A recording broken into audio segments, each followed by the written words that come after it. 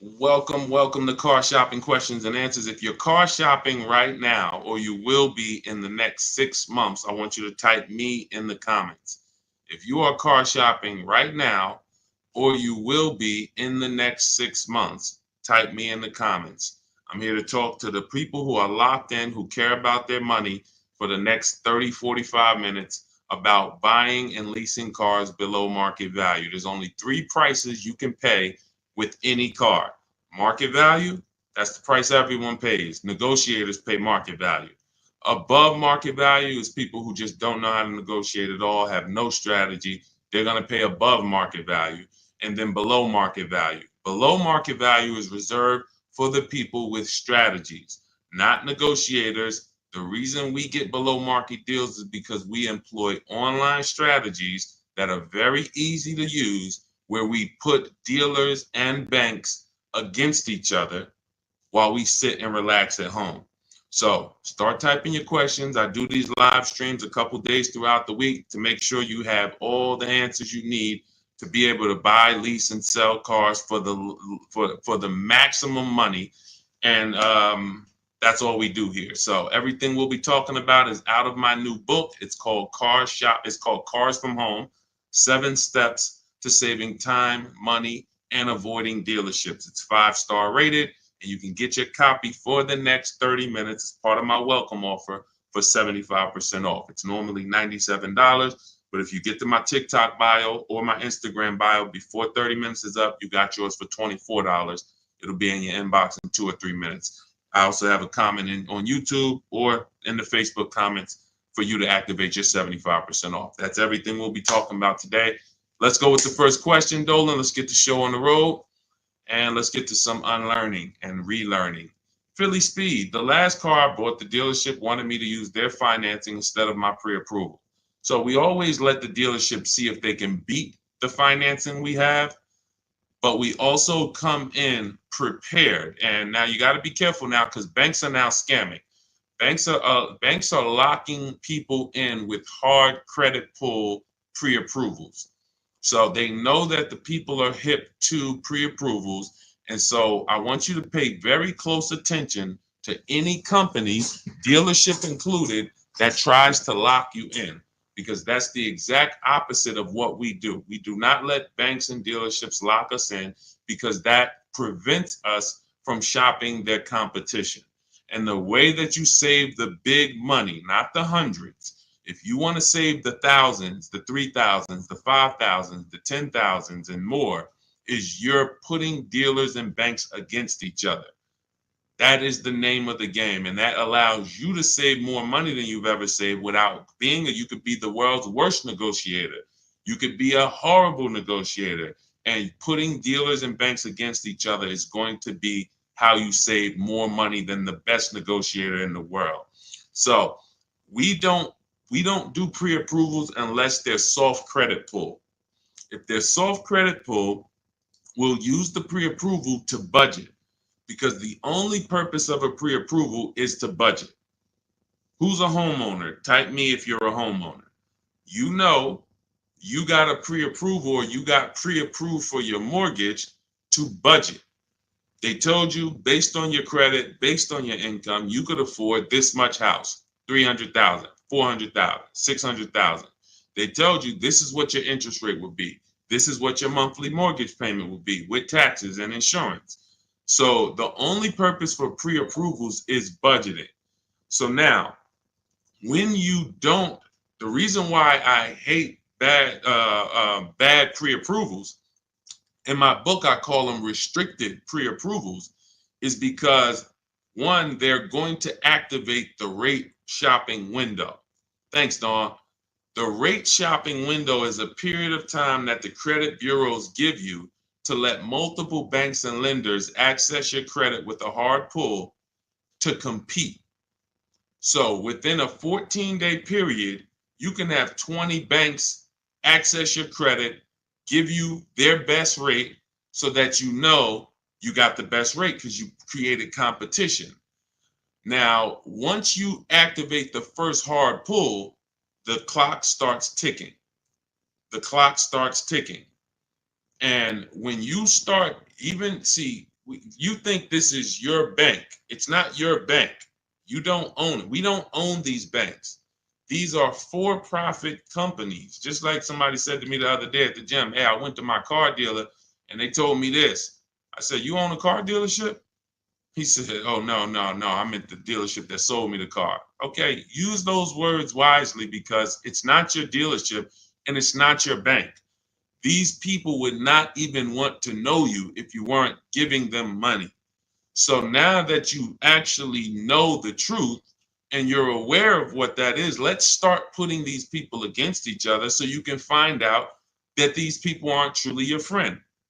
So the way we do it, I have a strategy I call the bank bidding war. This is what the credit bureaus allow. Again, you can Google Experian rate shopping, and you'll see an entire blog post that Experian put together saying how they allow you to rate shop with the hard pull, and at the end of the window, as long as you have multiple lenders within that period of time, not multiple dealers, not dealers running your credit, lenders, independent lenders, banks, credit unions, you're fine. At the end of the window, it's going to weigh on your credit like one hard inquiry. So if one hard inquiry would have lowered your credit score 10 points, 20 hard inquiries are going to lower your credit score the same 10 points because they see you're shopping for your rate. You don't get penalized for being diligent. You get rewarded because they know if you're shopping for your rate, you care about the $2,000 and $3,000 and $5,000 in your loan that you could save by getting the best interest rate. So we do this after we find our car, Philly Speed, because once we find our car, first of all, let me say this one thing. We separate who we buy our car from who we get our loan from. These two different people, because whoever wins the bid gets our loan. Whoever wins the bid gets to sell us a car. It's not the same person. It's not the same companies. What's up, Sheila? Good to see you, Sheila. So this is so once we find the dealer who's going to sell us the car, they win the bid, used car, new car. We now lock that car up with a deposit. Now we come home, we do all our rate shopping online, banks, credit unions, online lenders. I have resources in my book where you have online credit unions. Let all these people compete. Then we call the dealer and we see if they can beat it. This is how we guarantee that we're not paying 7.2% interest when we could have been paying 5.9% interest. We're not paying 6.9 when we could have been paying 5.19. That's big money. And I know you haven't been taught that. You've been taught, oh, let me just focus on this, my monthly payment. That's one of the worst things you could do is being a payment shopper. Being a payment shopper, hey, give me the $400 a month for this car. We got a deal. That is one of the, and in fact, that's the first video I made on TikTok that really introduced me to the world. Is the worst thing you could do in a car dealership. Just say, get me to this payment, we got a deal. Payments they can manipulate. $400 a month on a loan is 5 years, $20,000 on a regular loan. There could be $30,000 on a lease, $35,000 depending on the car. On a lease, could be $18,000, $15,000 with bad credit. $400 a month. There's so many ways to get this $400 a month. So you don't want to be mixing these things. You want to separate your loan shopping from your car shopping. And it's easy when you're paying cash. Cash buyers don't make these mistakes. Cash buyers still overpay. They don't get, unless they're bidding, but they don't make the mistake of mixing their payments and thinking, wow, just because I got a good monthly payment means I got a good price on the car. Absolutely not. You could have a great monthly payment, but you paid a terrible price for the car. Two totally different things. That's why we separate them. Go ahead, Dolan. I see a lot of questions coming in. Let's go. We'll keep more coming. Let's go. You ever had bad? Okay, let's go to the next question. I don't even know what that means. I don't even know what that means. Go ahead, Dolan. Next question. Maybe it was a typo.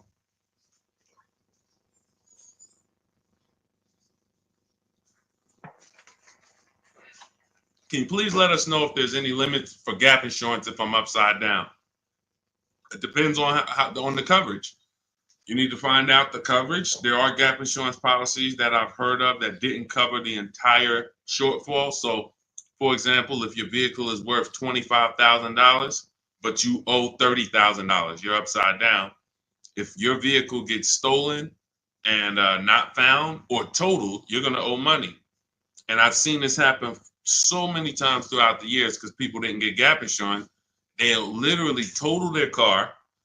And then so now you got a horrible life event that happened. You got into a car accident, and then you get a bill. You get a bill, and people are like, wow, where did I get this bill from? And it's like, your car was only worth 25, but your loan was 30. So if you're driving around in a car that does not have, that's not worth what you owe, but you don't have gap insurance, you're exposed. Something happens to that car, not only are you going to lose the car, you got a bill coming to you. So what I always say is, you got to know when you're upside down. You got to know when to get gap insurance. And you also have to know you don't have to buy it from the dealership. You can call your insurance company, see if they sell it. You can Google insurance companies that sell gap. Usually you can find it for a cheaper price than what the dealership is going to charge. But some of the worst, it's insult to injury. It's not many things like losing your car and then getting a bill on top of that. That's almost as bad as like having a car that's breaking down and then you got to fix something on it, but you still have a car payment. So the car doesn't drive, transmission's out, but you still got to make a payment every month. It's like, those are two of the toughest things. So know when you need gap insurance. Don't skip that. That's not a smart decision at all. But then check the coverage too, because he's asking about coverage. Check how much coverage. Do you have $15,000 of coverage? When you get your gap insurance policy, ask how much is covered if, God forbid, the vehicle is totaled. Go ahead, Dolan. All right. Hey, what's up, MT? I'm in the market to lease my first Mercedes. I'm looking for an S580E. Make sure you get multiple offers. So let me give you an example of somebody who shops for a luxury car, gets multiple offers, and this was an electric BMW. Where's Teddy's deal? Teddy got a $73,000 BMW i4 M50. He got it for, he said he got 10 offers. Now, we use a process in my book, it's called the 25 to 5. When you're getting a new car or a lease, you're reaching out to new car dealerships. And the reason why the strategy is called the 25 to 5, because we're going to get 25, we're going to connect with 25 dealers online. Takes us 20 minutes. Using my email scripts, we're going to get 5 offers. So it's 25 connections, 5 offers, 25 to 5. Now, some people you'll see they've gotten more offers using the strategy. In Teddy's case, he said, I received 10 offers. I only used the scripts provided. Closed on a 2024 BMW, $73,000 MSRP, $856 a month. Now, here's what I always say, and Teddy is going to confirm this. When you properly shop multiple offers, you are going to see a wide range. If you shop the right way, your best offer should be $150 to $200 apart, at least that different. So your highest offer should be at least close to $200 apart from your best offer. And sometimes it's even more than that. So in Teddy's case, you can see the dealer's initial offer came at $937 using the counter offer calculator, which I have in my book. You get access to this calculator where we put all our offers in, and then it spits out the counter offers based on the best offer we received. He said I counted at $829. He came back at $856. That's where he closed the deal at. So $856, $73,000 vehicle. That's a 1.1% lease. The way you judge your leases is you divide the monthly payment into the total MSRP, and that gives you what the percentage is. So he got a 1.16% lease. But here's what's very important. My highest offer during this process from a different dealer was $1123. $1123, even after his counters. So when I tell you that 80% of dealers are overpriced, had he been inside that dealership that was $1123 trying to negotiate, it would not have mattered how great of a negotiator he was. The $1123 dealer is not coming down to $856 because the $1123 dealer is an 80% dealer. They're not going to sell the car if they can't make a certain amount of money. And that's what the 80% do. They'll discount and say that's the best we can do. They're not lying to you, but it's not the best their competition is willing to do. So if you're in a dealership that's an 80% dealer, this is why I said at the beginning of the stream, negotiators lose all the time. Great negotiators who don't use a bidding system lose all the time. I don't care if you're in sales, you say, Deshone, I've been in sales, I negotiate for a living. You lose all the time because there's no way for you to know the bottom of a vehicle. You don't know, is the bottom 7,000 off? Is it 3,000 off? Is it 15,000 off? What's the bottom? And the only way for you to know the bottom is to get multiple offers from multiple dealers and see the one who gives you the best offer. That's what confirms what the bottom is. So this is what you do. If you're talking about leasing an S580, this is what you do. You get multiple offers. On an S580 $100,000 car, you should see a $400 swing from your best offer to your worst offer. You might see $1,100 a month, and you might see $1,500 a month from one dealer. That is from a different dealer. That's how different it is. Now, if you want to call around and try to get the quotes yourself by the phone, you can do that. We don't do that. We use email because I believe that most people don't like talking to car dealerships. Believe it or not, there are some people who do, and God bless them. Go ahead, do your thing if that's you. Start calling around. But if you're like, you just want to be able to copy and paste and use emails, that is all in my digital book, Cars from Home, 7 Steps to Saving Time, Money, and Avoiding Dealerships. It's already 5-star rated. Thank you to everybody who's taken the time to write a review about the book. This is one that we got the other day. Marguerite, I started pulling these up. This book is a must if you're thinking of getting a new or used car. So much has changed in the process since I bought my car 40 years ago. Think of it as a workbook. Even though you finish the book, you'll refer back to it several times. This is another one that I snatched. Deshone the Auto Advisor book, Leave Nothing to Chance from A to Z. He covers every aspect of car research, acquisition. I use the step-by-step approach from securing financing first to better understanding what I could realistically afford. Researched several vehicles, which led to the certified pre-owned. I reviewed my car specs, model years. See, what he's doing is he's walking you through the process I walked him through. That's what it is. It's a process. So when you get Cars from Home, my digital book, you now have a process for getting below market leases, process for getting below market car deals, a process for selling your lease instead of returning it to dealers and they go and sell your lease and make $2,000, $3,000, $4,000 and you didn't even know you could sell leases. You sitting here like, man, I didn't even know you could sell a lease. How much has that cost you? Let me ask you a question. You're like, Deshone, I didn't even know you could sell a lease. How much has just that alone cost you? If you don't know you could do it, you certainly don't know how to do it. There's still you listen, honestly, you might have been taught you can't even sell your car without the title. Who was taught that? I got to have my title before I could sell it. And I know this is true because when I was at the Mercedes dealer, people would walk in and the guy would be like, Deshone, is that the new one? I said, yeah, that's the new, the 20, whatever. I said, all right, as soon as I make my last payment, coming back to see you for that. I know. Most of the people are not going to admit it, but they didn't know. They don't know this stuff. So the reason why we have to get, I'm talking to you who are honest, who are willing to be honest and willing to take the bad news, because that's how we change. You cannot, if you won't admit that you didn't even know how to sell a lease, then how are you going to get to the point where you can sell leases and make $2,000, $3,000, $4,000? See, I always meet people with bad news because I care about your car deal.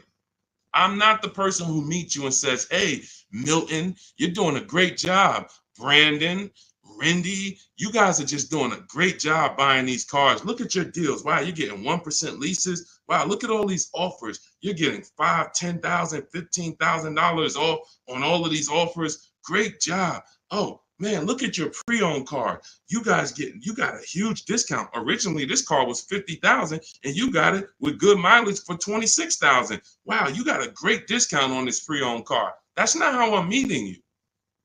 That's not how I'm meeting you. I'm meeting you. You don't even know that you should be getting the new price of a used car. You're looking at a used car. Duh, I'm looking at a 3-year-old car. Deshone, how do I know if this is a good deal? Well, we need the brand new price. What was that car brand new? Was it 50? Hey, when I was looking at my Infinity truck, I was buying an Infinity truck 2 years ago. I was looking at 4 white ones. 4 white ones. They were between $30,000 and $32,000. Now, most people would have just said, oh, well, let me pick the best one. Close my eyes, did a roulette, and they would have got in trouble. Why? Because I know, which is what I teach you in my book and what I teach in these streams, you have to get the new price. So now I get the new price and I find out one of the vehicles brand new was 46, one was 48, one was 52, and one was 54. Brand new. So all of those cars, when they were 30 to 32, they look similar. Oh, they look so close in price. But once I understand that, oh, this one's 46. That one has $8,000 more equipment in it. The price became far. It became clear what value was the best. Somebody would have picked the $46,000 car and said, oh, well, that one they were asking the lowest price. Meanwhile, for $1,500 more, you could have got $8,000 more equipment. This is value. So these are the things when I meet you, this is how I come. Deshone, I know I made a lot of mistakes. I'm willing to hear the bad news so I can get to the good news, so I can stop making these mistakes. That's all we're here for. And if you could take that, then we're going to be fine. You're going to be just fine. I can help anyone get below market deals who's willing to unlearn. That's it. If you're willing to unlearn, you're good all day. Okay, so that's what you do, MT. Get bids, multiple bids. You need to get at least 5 bids for that Mercedes before you make a decision. Once you get the 5 bids, you'll have a clear winner. That's who you do business with. Go ahead, Dolan. And matter of fact, let me show this Mercedes discount too. Just so you know, MT, we just had somebody who got a Mercedes. And just so you know how much money is in there, you got to zoom in on this. But this was a $79,000 Mercedes electric one, just like the one you're talking about getting, except this is an EQE. And Milligan got $27,000 off. That's 20. Let me put that back on the screen. If you're on Instagram, if you're on YouTube, you can see this. $27,000 off.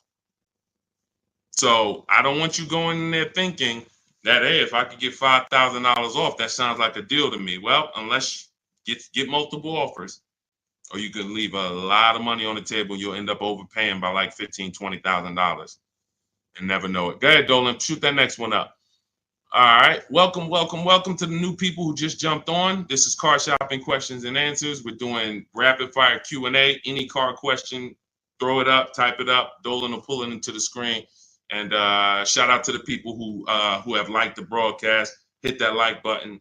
It means a lot. You make sure you run once you do that, you let the algorithm know we're talking big money over here. All right, ID Corals. What's the most discount seeing on a RAV4 Premium? You're feeling for the bottom. That's a losing strategy. So when I look at a vehicle like Tiffany's vehicle, Tiffany, look, she gets a Mazda 2024 CX-90. Her best offer from all of her bids was $6,530 off.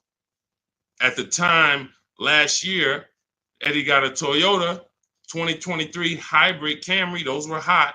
His best offer at the time was $2,086 under MSRP.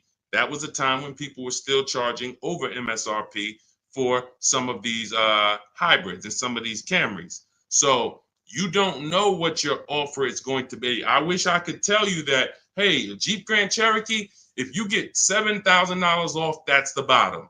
A BMW X5, if you get $6,000 off, that's the bottom. No one knows. And frankly, there's never going to be a way to know. The only way that you possibly could know is if you're in our network and you see people who make a deal. I'll give you an example. If I see Ansley picks up his QX, his Infinity QX 60. I see Ansley, let's see.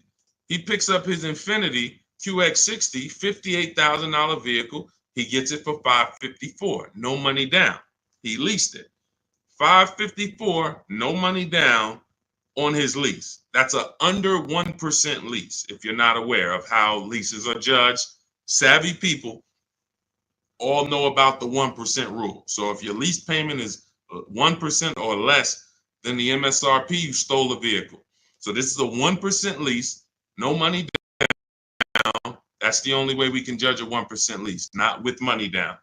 So when I look at the discount on this, he probably got $7,000-8,000 off that Infiniti. He might have got you can't get that type of payment without getting huge amounts off and huge rebates. But he did not know that he was going to get that type of payment on his Infiniti. He did not know that he was going to get that type of payment. He went in, he shopped the market using our strategies. And just so you know, once you know how to do this, it only takes you 90 minutes to shop the market. When you see these people, look at Ansley's last sentence. Started the process Saturday, accepted a deal Monday. This doesn't take you, I'm not ever going to spend more than 2 hours car shopping to get a deal. Never. 90 minutes tops, I'm going to get a below market deal on anything. So when you look at the process of using a computer, this is what they're made for. See, the problem is you're just not using computers. You're not using the internet. You use the internet for Amazon, don't you? Don't you use the internet to shop competitively from Amazon, to go on websites when you need to buy something big? You're going to the internet. But when you need to buy something like a car, you're going to the dealership, not the internet. When every dealership in America has a website that you could be reaching out to them and making them compete. But no one knows what the below market deal is going to be, Cora. It's just ID corals. There's no way to know. We have people who, you saw Milligan, her below market deal was $27,000. It depends on the vehicle. That was an electric Mercedes. Sean's below market deal on a F-150 Lightning that he got was $20,000 off. Where's his deal? Look, Kimberly, she got a Maserati. That particular Maserati, the below market deal was $20,000 off. But as I said, Sean, $20,000 off. But Tiffany was $6,500 off. So when you see on the Mazda, so it's different for every vehicle. You have to understand that. And there's no way for you guys to know that. Unless you're in our group and then you see somebody get a car that you want and you're like, wow, if he just got 20 and he did that work, then I know the below market deal is 20. Let me go get it. But you still got to send your offers out. But there's no way to know. And when you try to guess, you get in trouble. That's what negotiators do. That's what negotiators do. They'd be like, all right, I feel like I got 7,000 off this. I think I did good. What if you could have got 12? What if you could have got 17? You're not doing good. All right, go ahead, Dolan. Absolutely applies to used cars. Our system in my book, somebody said, does this apply to used cars? Our system in my book is below market used cars, below market leases, and below market new car purchases. We also have the bank bidding war where we make banks and credit unions bid for our business instead of going and begging one bank to give us a loan. So we also sell leases and sell. So we run pretty much an organized bidding system for car buying and leasing. That's what we do. In a nutshell, what separates Cars from Home from any other channel? What separates my teachings from anyone else? We have an organized system for making people bid for our business. We send them through a round robin. That's how we have grandmothers who save more money than the best negotiator. It's just that simple. Rosalie. Rosalie's deal is insane. Look at Rosalie. And I wish some of you, I know some of you have these cars. That's the reason I show all of these different cars, because you might have these cars and you didn't get these prices. So that should be a wake-up call when I show all these cars, Jeep Grand Cherokees, QX50s, Mazda CX90s. Some of you have these vehicles. And you can look at your deal, look at your paperwork, look at your selling price. Look, do you see any rebates included? Look at your price and be like, you'll see, man, I didn't get these prices. She got a 2024 Infiniti QX60, $59,000 vehicle. Look, her payment is $592 a month. It's a $59,000 vehicle. Some of you lease this vehicle, you put down $5,000 and your payment's $500 a month. She put down nothing. So this is below market. I told you at the beginning of the stream, it's 3 prices that you can pay for any car. 3 prices. Market value, that's what negotiators pay. Above market value, that's for people with no strategy pay. Can't negotiate, no strategy. Just please, just get it over with. Tell me what it costs. They're paying above market value. And then below market value. Below market value is reserved for the people who know how to make people bid and compete for their business. Okay. All right, go ahead. Every time you get a hard pull on your credit, it brings down your credit score. That's why you want to mix them with, you want to have, all right. So first of all, you want to understand that this is called the bank bidding war. And this is an organized process that we created based on what the credit bureaus allow. The credit bureaus allow you to have multiple banks and lenders access your credit within a certain period of time, and it will show as one hard inquiry on your score. You'll see the inquiries, but the score, where one inquiry might drop your score 10 points, you could have 20 inquiries, but it's still going to be the same 10 points. And you can Google very simply, go to Google, type in Experian, which is a credit bureau, rate shopping. And you'll see the article that Experian themselves wrote telling you how you can rate shop. Banks don't want you to know this. Dealerships don't want you to know this, but we do this. So this isn't something that's new to us. It may be brand new to you, but think about that. If you are letting a lender lock you in to one offer, that means you're not shopping your interest rate. If you're going to Navy Federal because you're so gung-ho and super chummy with Navy Federal, but you're not letting anyone else compete against them, then you're not getting the best interest rate you could be getting. You certainly don't know it. You think because, oh, Navy Federal, they're my credit union, they would never charge me a higher interest rate than someone else would. Who said that? Their goal is to make money. So we use a strategy that is allowed by the banks, by the credit union, by the credit bureaus, and most people don't know about it. That's fine. Most people don't know anything about what I'm talking about. So everything that we're talking about here, most people don't know about selling leases. Most people don't know about getting bids for their cars instead of trading. Most people don't know about sitting online and contacting 20 dealers to get a lease quote using online scripts, emailing only to get 5 offers.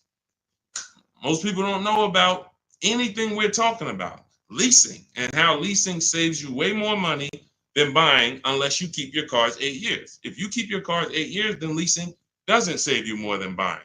But if you don't keep your cars 8 years, leasing, getting below market lease deals like some of the ones you see that I've shown you, saves you way more, thousands more than buying. Most people don't know any of this. So it's not about that. It's about, will you know it, Dawn? I don't care about what most people know. I care about the people who are like, look, I want to know this. I want to know how to make sure I shop for my interest rate and don't let the dealer shop for it for me, or don't just let one bank give me their offer. No, it's too much money.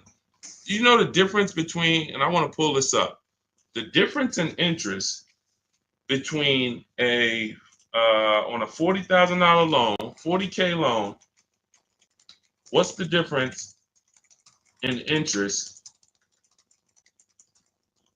from, let's say, 5.9 to 7.9%?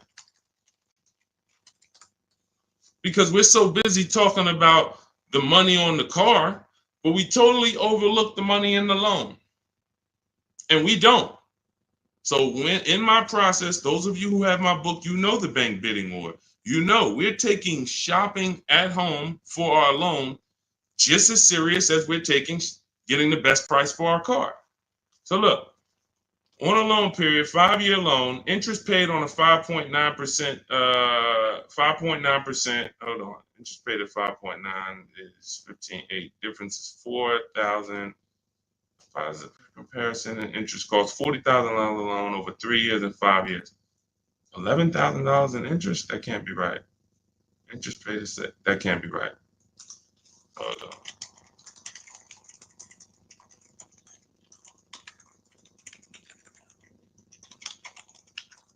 $7.9%.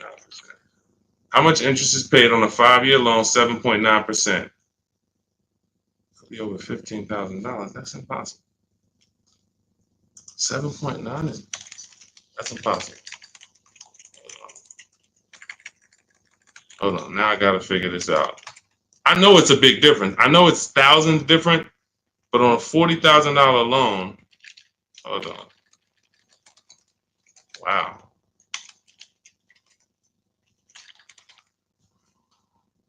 All right. So if I put in a $40,000 loan, 60 months, 7.9% interest, 0 down payment. Forget about sales tax. Let's see, calculate. All right. Principal, interest. Why is it not giving me? Here we go. Total loan interest is $8,500. Okay, that sounds more right. Okay, so on a $40,000 loan at 7.9, interest is $8,500. Now at 5.9, interest is $6,200. $6,200 versus $8,500. That is $2,300. $2,300 from 7.9 to 5.9. So when Navy Federal gives you a 7.9% rate and you're just like, oh, well, I guess I'll just take it. That's my credit union. And you're not shopping them. You're giving them money without even trying. And everything we do is quick, simple from home. But you need to understand how much money you have given to these banks and dealerships by just not making them compete. You're not just magically getting big money off and saving all this money. That's just not, it's too much money in car deals. Go ahead, Dolan.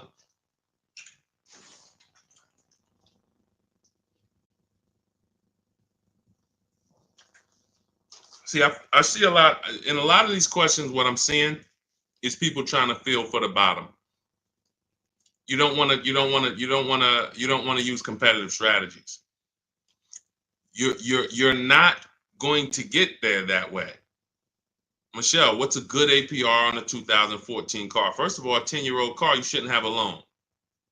In my book, I teach something called the rule of 72 and the 10th birthday. 72 months is the longest loan you want to take on a car. Anything longer than that is like a 50-year mortgage. If you got to take a 50-year mortgage to afford a house, you can't afford the house. So why is the 10th birthday there? Well, that's because we should have the car paid off by the 10th birthday. In true affordability, you can do this. If you can truly afford a car, you can do this. You can get a car on a 6-year loan that has a payment that you can pay off by the time the car turns 10. You know who can do this? People who are buying cars they can't afford. People who want to get the Dodge Hellcat or the Dodge Demon and they can't afford the $70,000. So they're going to get one that's a 2017 with 90,000 miles on it, and they're going to pay 15 for it, 15,000. But the car is crap. Car's crap, 18,000, 20,000, but it's crap. Cars hasn't been taken care of, and they're going to take out a 6-year loan on it. So they're going to take out a 6-year loan on a car that is already old with high mileage. I've seen this. I call this the repo recipe. Some of you may have seen the video that I made on the repo recipe. The repo recipe created the rule of 72 and the 10th birthday, where I started looking and saying, by far, the amount of people I see losing cars to repossessions are people with loans on older cars. They own loans on older cars that instead of getting a nice, smaller, maybe less socially impressive used car, they want to get something that looks better, has more amenities to them, as more in a class of luxury. all right, Deshaun, I could get this 2015 BMW. It's it has 90,000 miles on it. They only asking 14 grand. It's a horrible decision unless you can pay cash, because all you're doing is investing in a car for 5-6 years with payments that is already due for repairs. At 10 years old, the car you're asking about, Michelle, is already due for repairs. This is the age of the car. This is the age of the life cycle of the car where repairs should be normal. 10 years old, the car should be paid off. And every 2 years, you go to your mechanic. Hey, what does it need? They say, okay, hey, you got to put 1,000 into it. You got to put 800 into it. No problem. Here you go. Let me keep my car running. That's the age of repairs. But when you're starting a fresh loan on a car that is in the age of repairs, this is what I call the setup for the repo recipe, because you're going to now get this payment, $400 a month, $300 a month, $500 a month, whatever it is, and you now have a surprise. Hey, car's breaking down. Hey, what's this light flashing on my dashboard? Hey, what's this going on? What's this sound I'm hearing in the back? That's because you bought a car that is in the age of repair and you just bought it like it wasn't. See, if you drop cash on it, 15 grand, I don't got no problem with that. Because now you're going to say, all right, Deshaun, I bought an older car, paid it off, but I'm going to put some money to the side just in case things go wrong. Perfect. But when you're making your car payment and you're paying your insurance and you're putting gas in the car and you have to do an oil change, and then something breaks and it costs you $2,000, you're gonna see the repo recipe, because you're gonna be like, wow. And God forbid something major happens, like the transmission goes, or a head gasket goes, or the engine goes. Oh, forget it. Now you're sitting there with a $400 payment on a 10-year-old car that literally you still owe $16,000 on, and it doesn't even drive. You need an engine. Happens all the time. I've been seeing it happen since 2006 when I got in the car business. And what's the reason? Older cars, long loans. Let's get these older cars, instead of being frugal and saying, all right, I could afford $300 a month. Let me go get an inexpensive, smaller used car that I can get something that's 5 or 6 years old, where it'll take care of me. It's not going to have all the bells and whistles because I don't have the budget for that, but it is going to be dependable. It is going to get me from point A to point B. It will allow me, it won't surprise me. I'm not going to come out one day to go to work and the car is broken down on me. Now I'm calling out of work and I got to call a tow truck and all of this stuff you're going to have with this 2014. So these are the things that I speak to my family about, to my friends when I was in the car business. These are the things that I would speak to people about, Michelle. A loan on a 2014 is a horrible idea. I can't even tell you what a good APR would be, but if you had said what's a good APR on a 2020, I can tell you we need to bid that out. We don't know what a good APR is. Is it 5? Is it 4.9? Do they have a special interest rate, 1.9? What's the best we're going to get? We're going to put it through a bank bidding war process, and we'll see. That's it. But a 2014, that's just too old of a car to have a loan on. Go ahead, Dolan. Everything I'm teaching is inside my new digital book. If you want the entire blueprint of everything that people like Pierre have used, people like Zafrina have used to get these below market deals, Teddy, people like Jared, look, Greg, some of you know Greg, he got his EV6 Kia, $56,000 vehicle, $527 a month.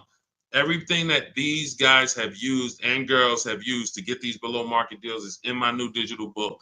And you can have it for 75% off. That's my welcome offer, but it's only for 30 minutes. After 30 minutes, it goes back up to $97. So if you want yours for $24, head to my TikTok bio now or my Instagram bio, click the website link there, and then click the button that says 75% off new book. Get there before the timer so you can get your $24 book instead of a $97 book, even though it's worth it at $97. And if you're on YouTube, I have a comment for you, a link for you in the chat, and then I have a link for you guys on Facebook. But that's for those who want the blueprint. It'll be there. And make sure when you get your book, you screenshot the thank you page, because it has my support team's email on there, just in case you type your email wrong. Want to make sure you can reach out to support to get your book. Go ahead, Dolan. Does your book go into detail about cash purchases? Cash is simple. It's just simple. You're using one step of the bidding process. If you don't have a car to replace, then you're using one step. If you have a car to replace, then you still be doing the equity assessment to sell your old car. You just wouldn't need the bank bidding war because you're not financing. But for sure, if you use you'd be using the same process that Milligan used. Milligan used to save $27,000 off her car. Pierre, he got his pre-owned Mazda. He got 20% off certified pre-owned CX5. Used the perfect budget calculator. Spotted this best deal of similar listings, and then he knows how to get the original price to make sure that he got the biggest discount from the new version. Somebody like Vincent. Vincent gets a Lincoln. He wanted to get what I like about Vincent is he got more discount than he went in to get. I can't even see all of these people. Here we go. Vincent, he said, I bought a 3-year-old Lincoln Corsair, under 45,000 miles. He targeted to get 30 to 35% off original MSRP using the multiple marketplace strategy in my book. He got a 43% off MSRP, original MSRP. See, that original MSRP, that's different language. That's language that you should be using when you buy a pre-owned car. There's no pre-owned car that you should be buying from this day forward, and the original MSRP is not in your language. It just makes no sense. How do you know what the price is if the price you're paying is good or not? What are you basing it off of? Market value? What the other ones are listed at all? That doesn't matter. What matters is how much was that car originally? 60,000? Okay, now they're offering it for 30. It's 50% off. How much was this car originally? 52? Now they're offering it for 30. Okay, what's the better discount? That's what matters with a used car when it comes to getting the best price. Now, that has nothing to do with getting a quality car. We have different steps we take to get a quality car. You have to check the Carfax. You have to look at the title. We don't want salvage title. We don't want frame damage. We don't want rebuilt titles. We don't want rentals. So you're checking the title. We're looking at accident history. We're looking at service records. We're checking to make sure that there's no bad data on that vehicle. It doesn't have electric problems, doesn't have software problems. We do all of this in literally 15 minutes.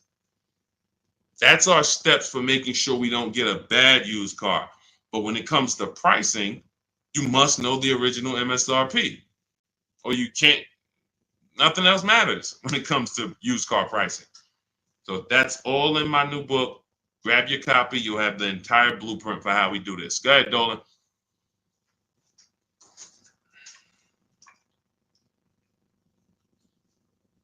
What do you do if your loan is upside down and you want to lease? Transfer it over. In my book, we have 2 ways to get out of a negative equity. There's 3 options with negative equity. 2 lead to a car, 1 does not. So just so you understand the severity of negative equity I call the bad credit for people with good credit. Because when I was at the dealership, people walk into Mercedes, and if they left with they could have an 800 score. If they had too much negative equity, they were not leaving with the car. So there's only 2 things that I've witnessed in my career that stop people from getting deals on cars. Credit's too bad, negative equity. So that means it's a serious thing.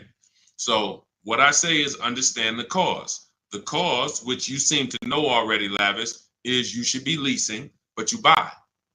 That's why Lavis is asking about going from a negative equity deal to a lease, because the taking out 5-year, 6-year loans is what you do. Then you go and you replace those cars in 2 or 3 or 4 years. You have negative equity.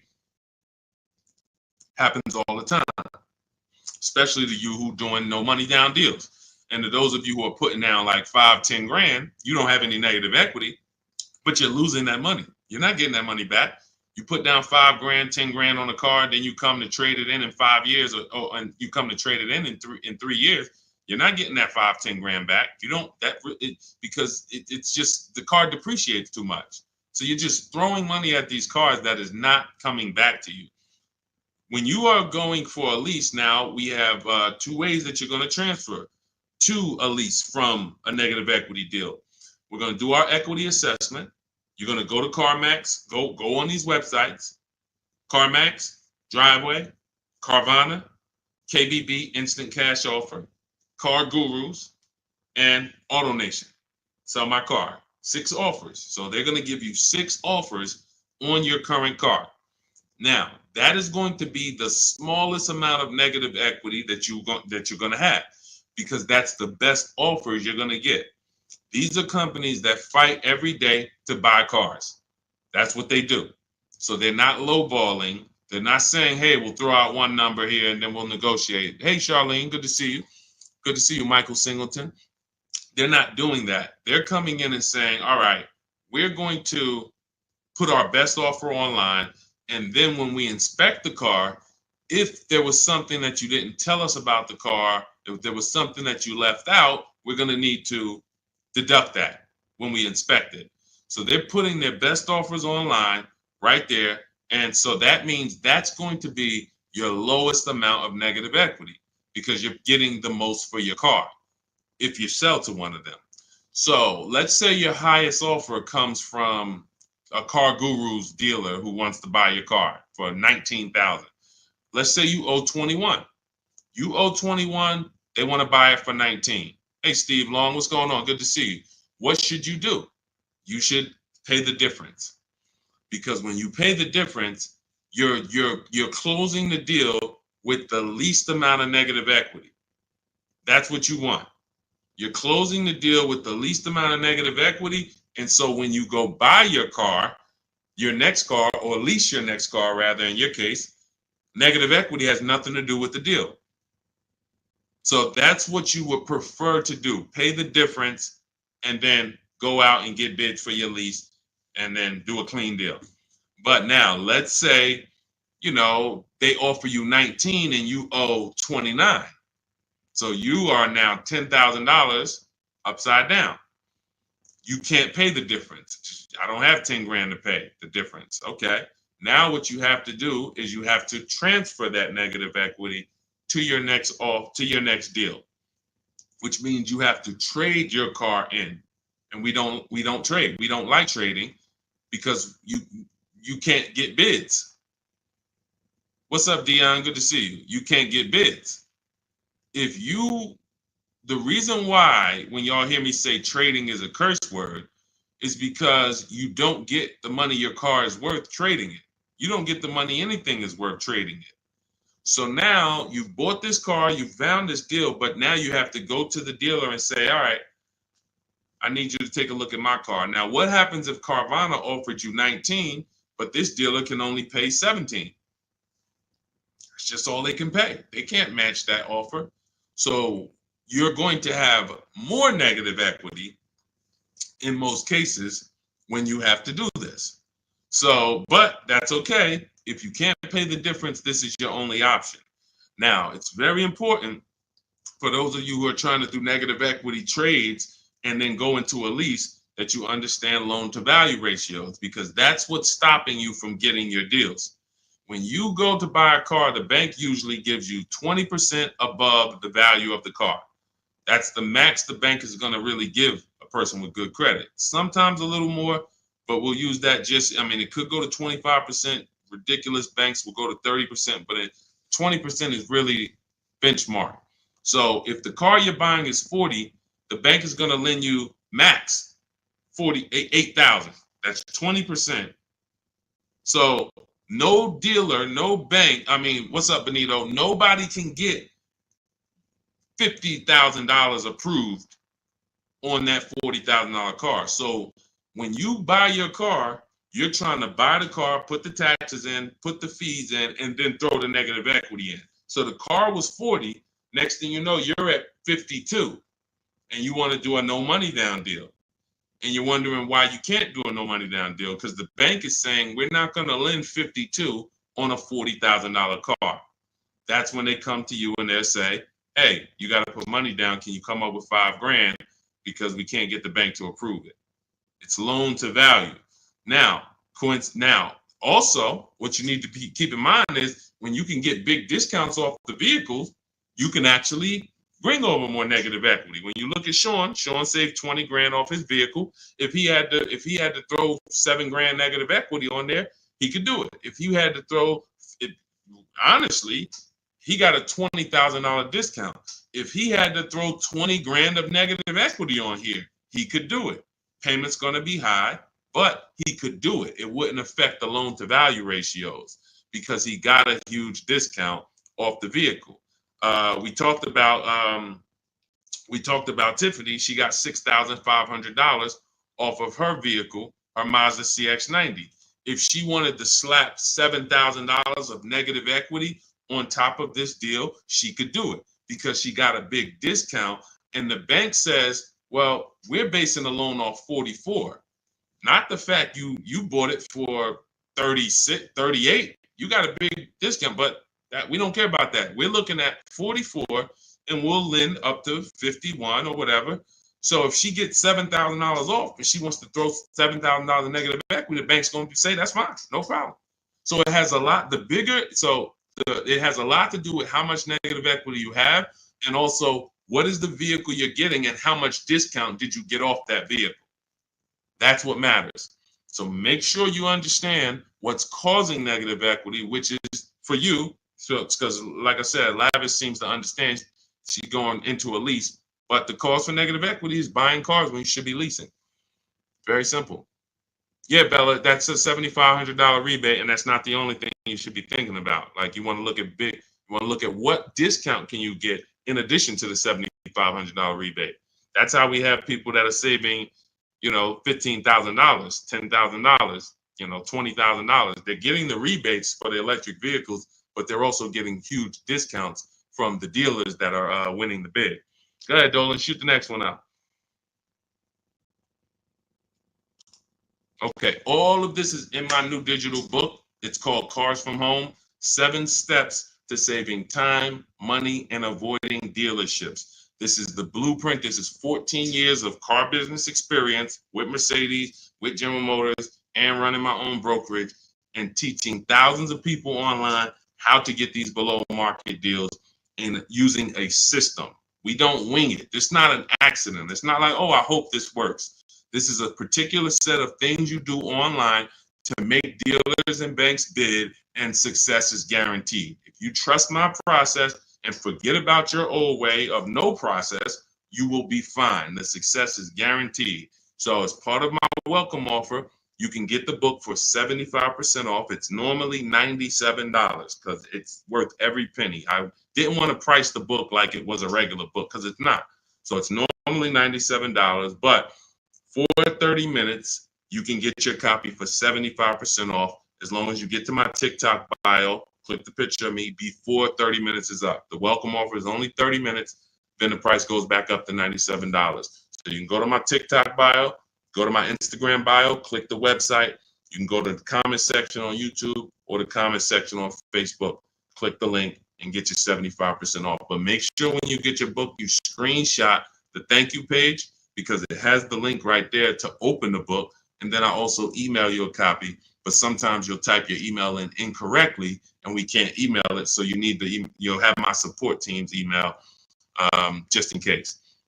Is Capital One a good option to finance a car? We get bids. We spent a lot of time. You must have just jumped on, Jen. We get bids. There is no bank that is giving you the lowest rate. If a bank always gave you the lowest rate, they would be out of business.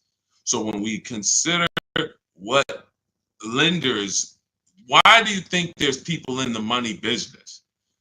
There are people in the money business. They don't care if you buy a car. I see you, Genome Hamilton. We'll get to you. Get that question from Genome on Facebook, Dolan, next. So why do you think there's people who are in the loan business? They don't sell cars. Banks don't sell cars, they sell money.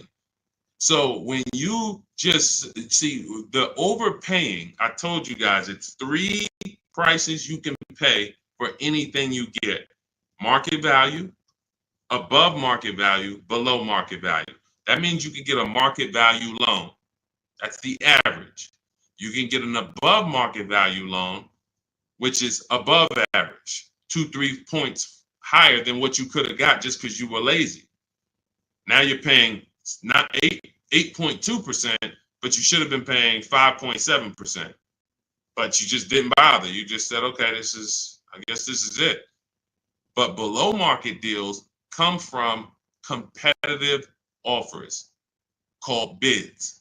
So when you are when Capital One should be a bank that you get a bid from, Navy Federal, Bank of America, Community Credit Union, Lightstream, everyone and anyone should be in the bank bidding war, because the more the better.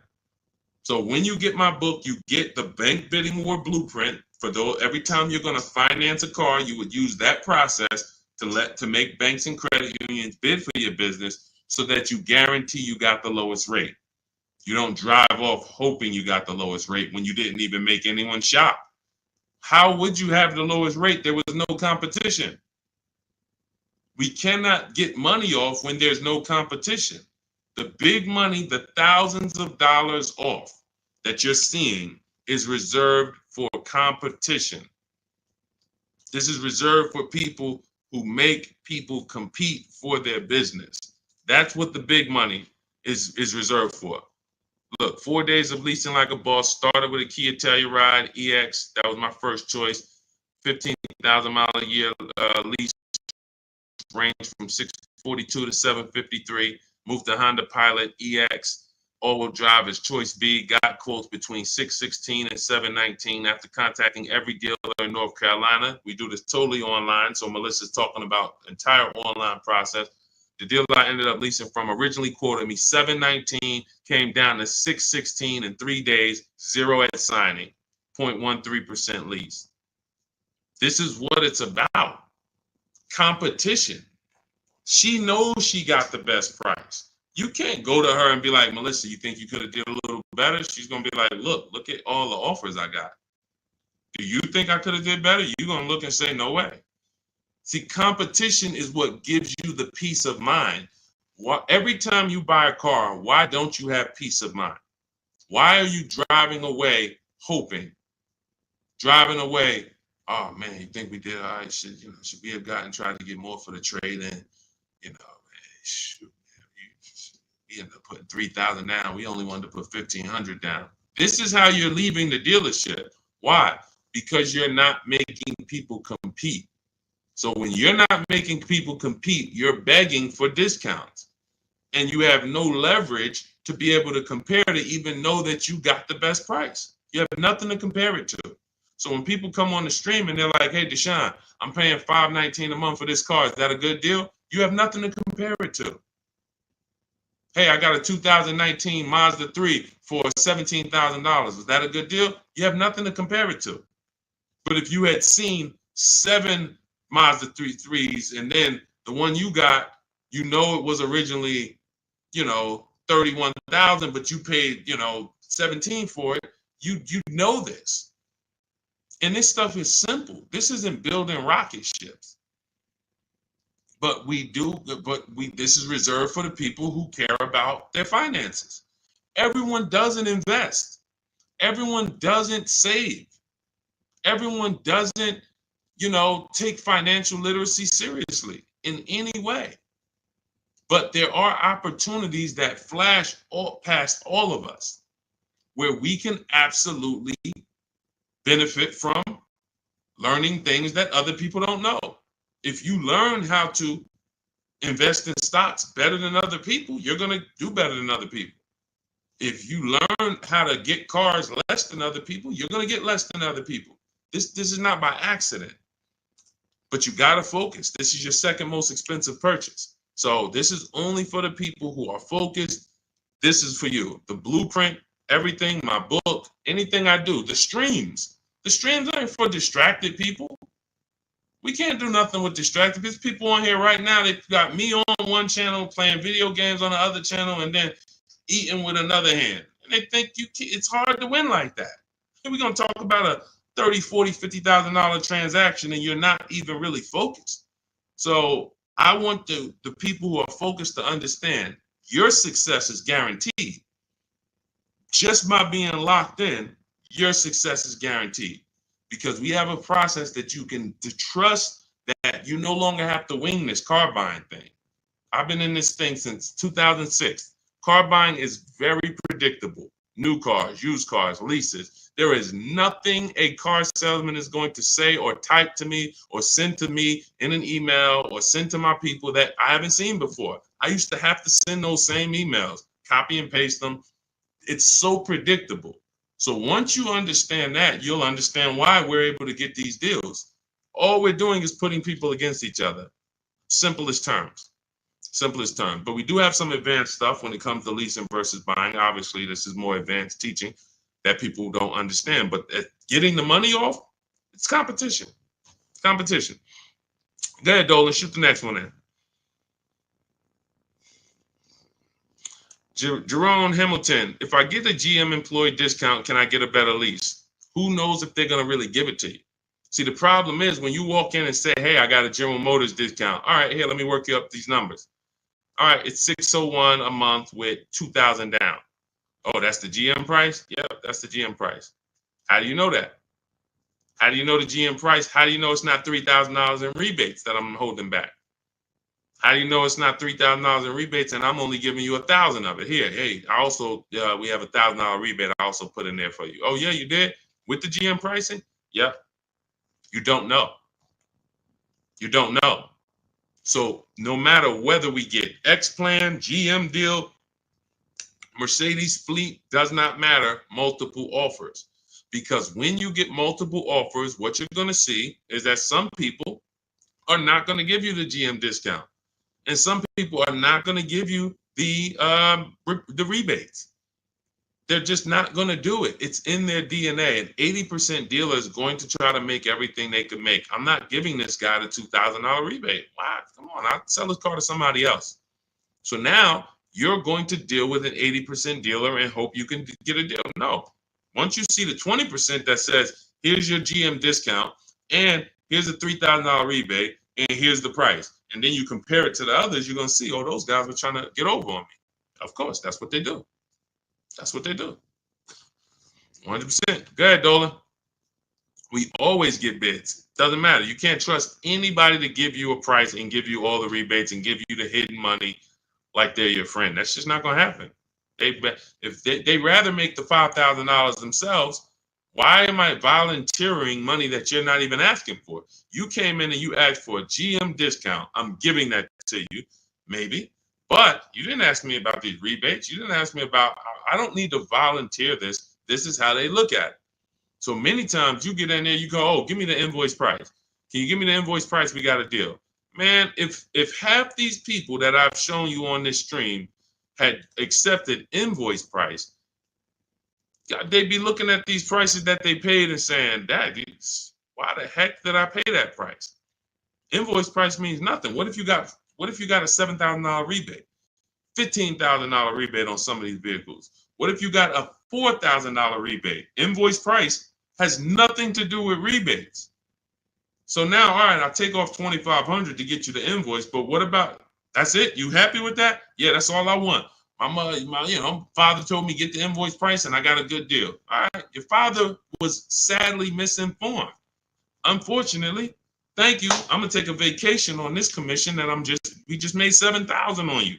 My cut is probably $1,200. I got a nice pay. Thank you. Thanks to your dad too. It's a good guy. Good guy. Keep following his advice. This is how it goes. Unfortunately, these people are not your friends. And as a former car salesman, I keep it straight.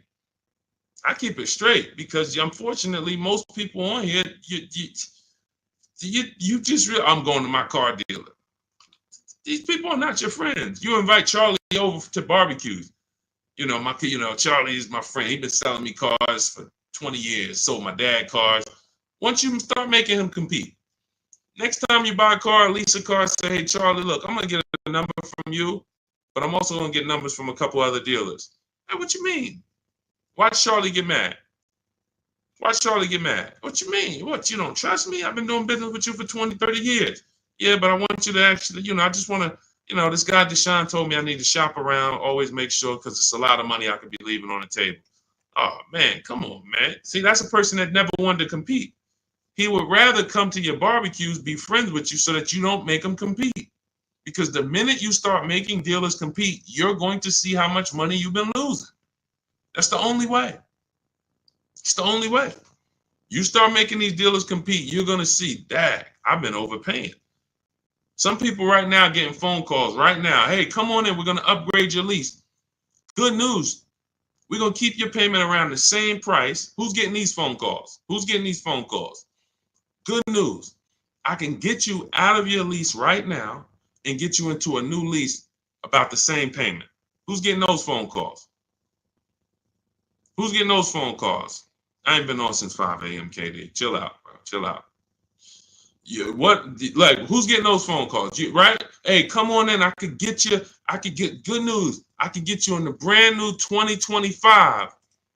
You don't even have to you don't even have to put no money down. Come on in, right? All of that, right? Everybody's getting those calls.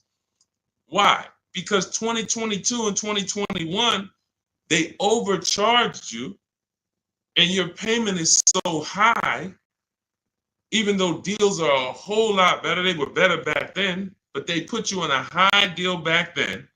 Now what they're trying to do is keep you in that high deal, hoping you're used to it. And they want you to think that's normal. They want you to think, hey, Mr. Hayes, yes, you've been paying $750 a month since 2022.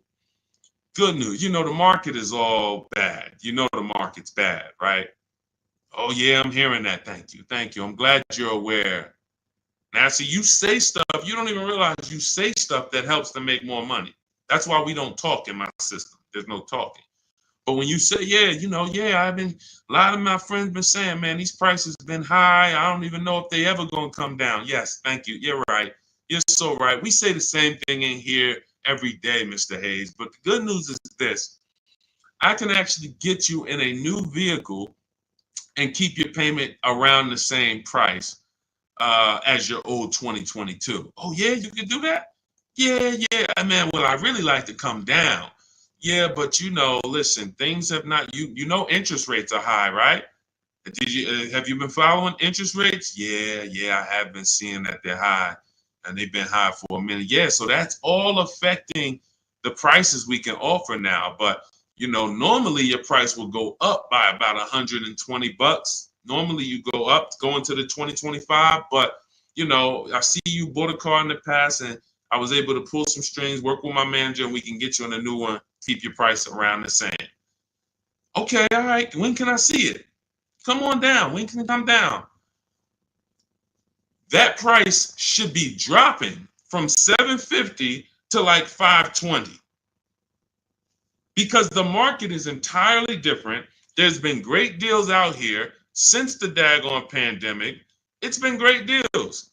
During the pandemic, we helped Bonita. Bonita got her Telluride. She got it for $600 a month during the pandemic. That's why I always show her deals. $600 a month. People are leasing these for $800 a month, $900 a month during the pandemic.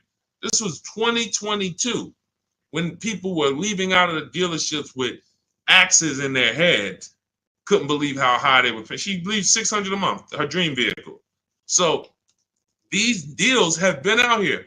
Look, Greg made this deal. Look, we've been making deals, below market deals. Look at Danielle. $44,000 vehicle, $550 a month, no money down. Charles, Palisade, $48,000 vehicle, $597 a month. Hyundai Palisade, top 5 SUVs in the market the last 3 years.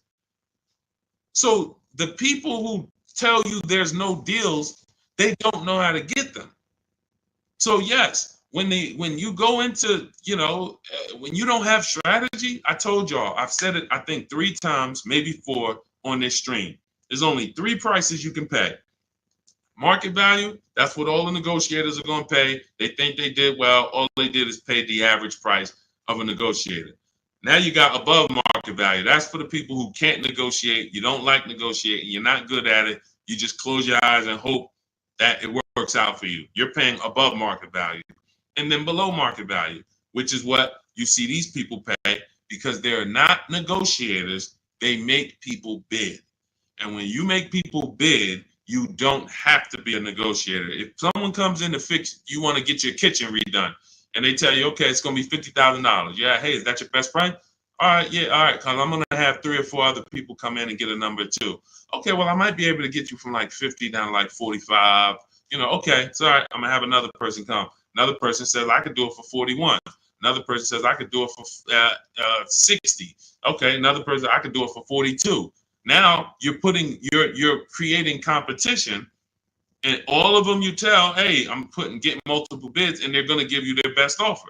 Doesn't mean they're going to win, but when they know you are getting other prices, they're going to give you their best offer.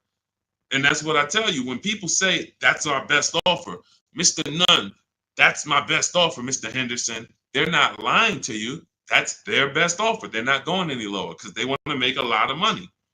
Look, man, I'm making $6,000 on this car. If I can't make it, I'll sell it to someone else. I'll sell it to someone else. I don't need to sell. That's how the 80% of dealers think. You expect the incentive to get a lot better the next few months, especially Ram. What are the incentives now? Unless you can tell me that you shop multiple dealers for Rams and you can show me 5 different offers you've gotten on a Ram, you don't know what the incentives are now. How can we wonder if stuff's going to be better? What are you comparing it to? You went into one dealer, Dodge dealer, hey, how much is this Ram? They told you and you're like, oh, well, that's expensive. 80% dealer. 80% dealer. And again, the only way for you to see how much you've been overpaying is to start using these strategies that we teach for multiple offers. And I know, sometimes it's hard to face that. Sometimes you would rather not see how much you've been losing. And that's understandable. It doesn't make financial sense, but it's an emotional decision that's understandable. I don't want to know, Deshone. I would rather keep shopping the way I've been shopping and save no money or the same money rather than shop the new way and then see that the old way was costing me tens of thousands of dollars. That doesn't make financial sense. But the people when you ask, are the incentives good? You got to know what the incentives are now. That means we run the market. When I was shopping for my mother a couple years ago, I ran all the offers on a Mazda CX-5 for her in October. I didn't like the deals. I didn't like the lease offers. I contacted them again in November, emailed them all again. Hey, what do we look like in November? Didn't like the deals. Emailed them one more time in December.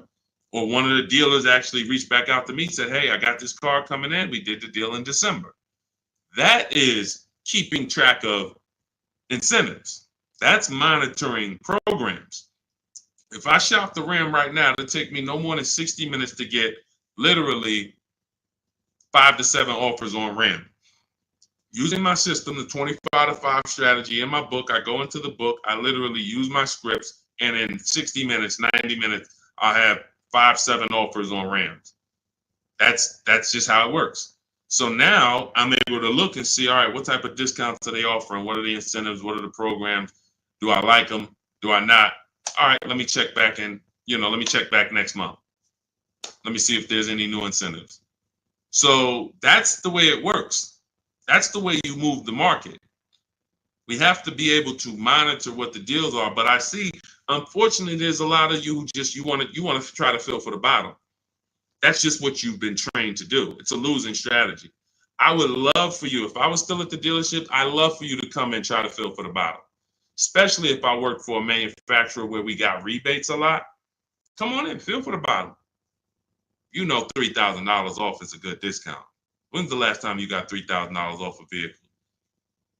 I just think, I think I might be able to get more. Okay, listen, we settle at 5. You don't know I had a $5,000 rebate, so you're just not going to know. So you can sit here and feel for the bottom all you want. It's not going to work. You're still going to leave wondering, hoping it's a losing battle. That's why I'm trying to tell you, stop doing it. Stop doing it.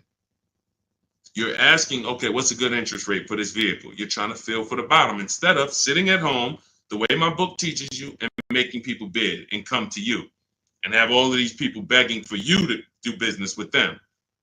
Oh, how much discount should I be getting off of a Toyota Camry? Feeling for the bottom. Instead of sitting at home, contacting 25 dealers online, using my strategies, using my scripts, and saying, okay, now I got 7 offers on a Toyota. Oh, I see the biggest one is giving me 5,000 off. Okay, that's the market. That's the below market. You cannot feel for the bottom. You can keep doing it. It's just a losing strategy. You're never going to get the discount, the maximum discounts, feeling for the bottom, walking into a dealer. It's just never going to happen. So for those of you who are tired of that, you're like, I don't want to be feeling for the bottom anymore, Deshone. I don't want to be worried about being a good negotiator, Deshone. I want to be able to have a plain, simple system for getting dealers and banks to bid for my business. That's what Cars from Home is, my digital book. 7 steps to saving time, money, and avoiding dealerships. You can get your copy for 75% off. That's my welcome offer. In my TikTok bio, click that picture of me, or click my Instagram picture, go to my bio, click the website, and then you'll see a button to activate your 75% off your book. Grab it. It'll be in your inbox. You'll have all the strategies necessary for paying these prices, the same prices you've been seeing me share throughout the stream. Or if you're on YouTube, I have a link for you in the comments. If you're on Facebook, I have a link in the comments for you. Grab your book, use it, and shop empowered. The old days are over. The days of going into dealerships, over. Spending more than 30 minutes in a dealership, over. You'll never do that again.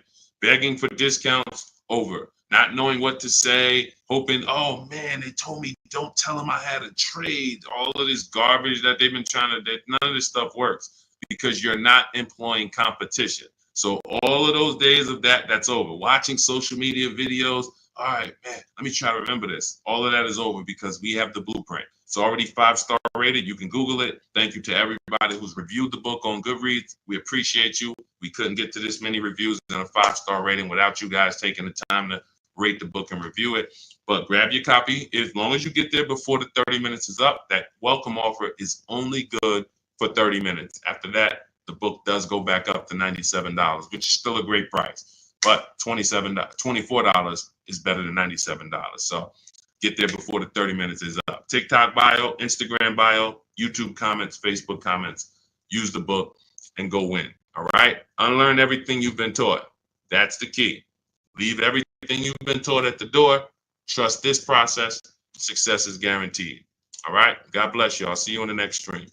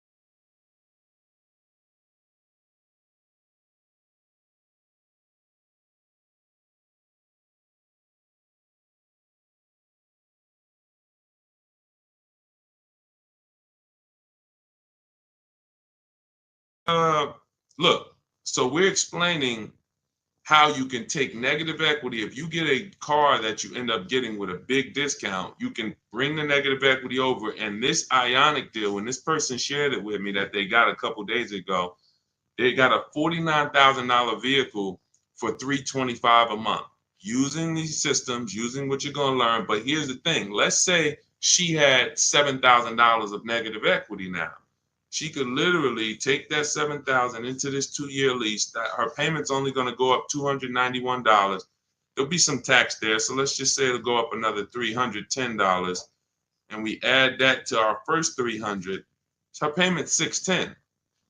Normally, getting a $49,000 car, bringing $7,000 of negative equity over does not equal a $600 payment. That's a $1,100 payment. That's a $1,200 payment.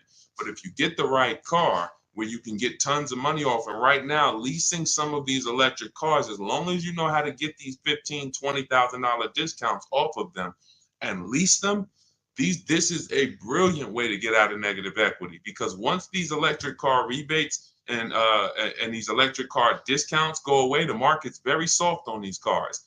Once they go away, we're not going to be able to move negative equity over to these leases and make it make sense the way it's making sense now. But for now, huge opportunity. That's what I will be doing. Driving an electric car for 2 or 3 years, taking the huge discount that I'll get from shopping around, and then bringing my negative equity over. And then once the lease is done, you have no more negative equity. You do a fresh deal, and you never have negative equity again. Just make sure when you lease, you get the mileage you need. Alexis Owens, welcome to the group. I see you just follow. Andre Guest, thanks for sharing. Shout out to the sharers. And shout out to the people who tap the screen. Every time y'all tap the screen, watch the likes go up. So if you hear something that you like, you're enjoying it, just start double tapping the screen. Y'all will keep running the likes up.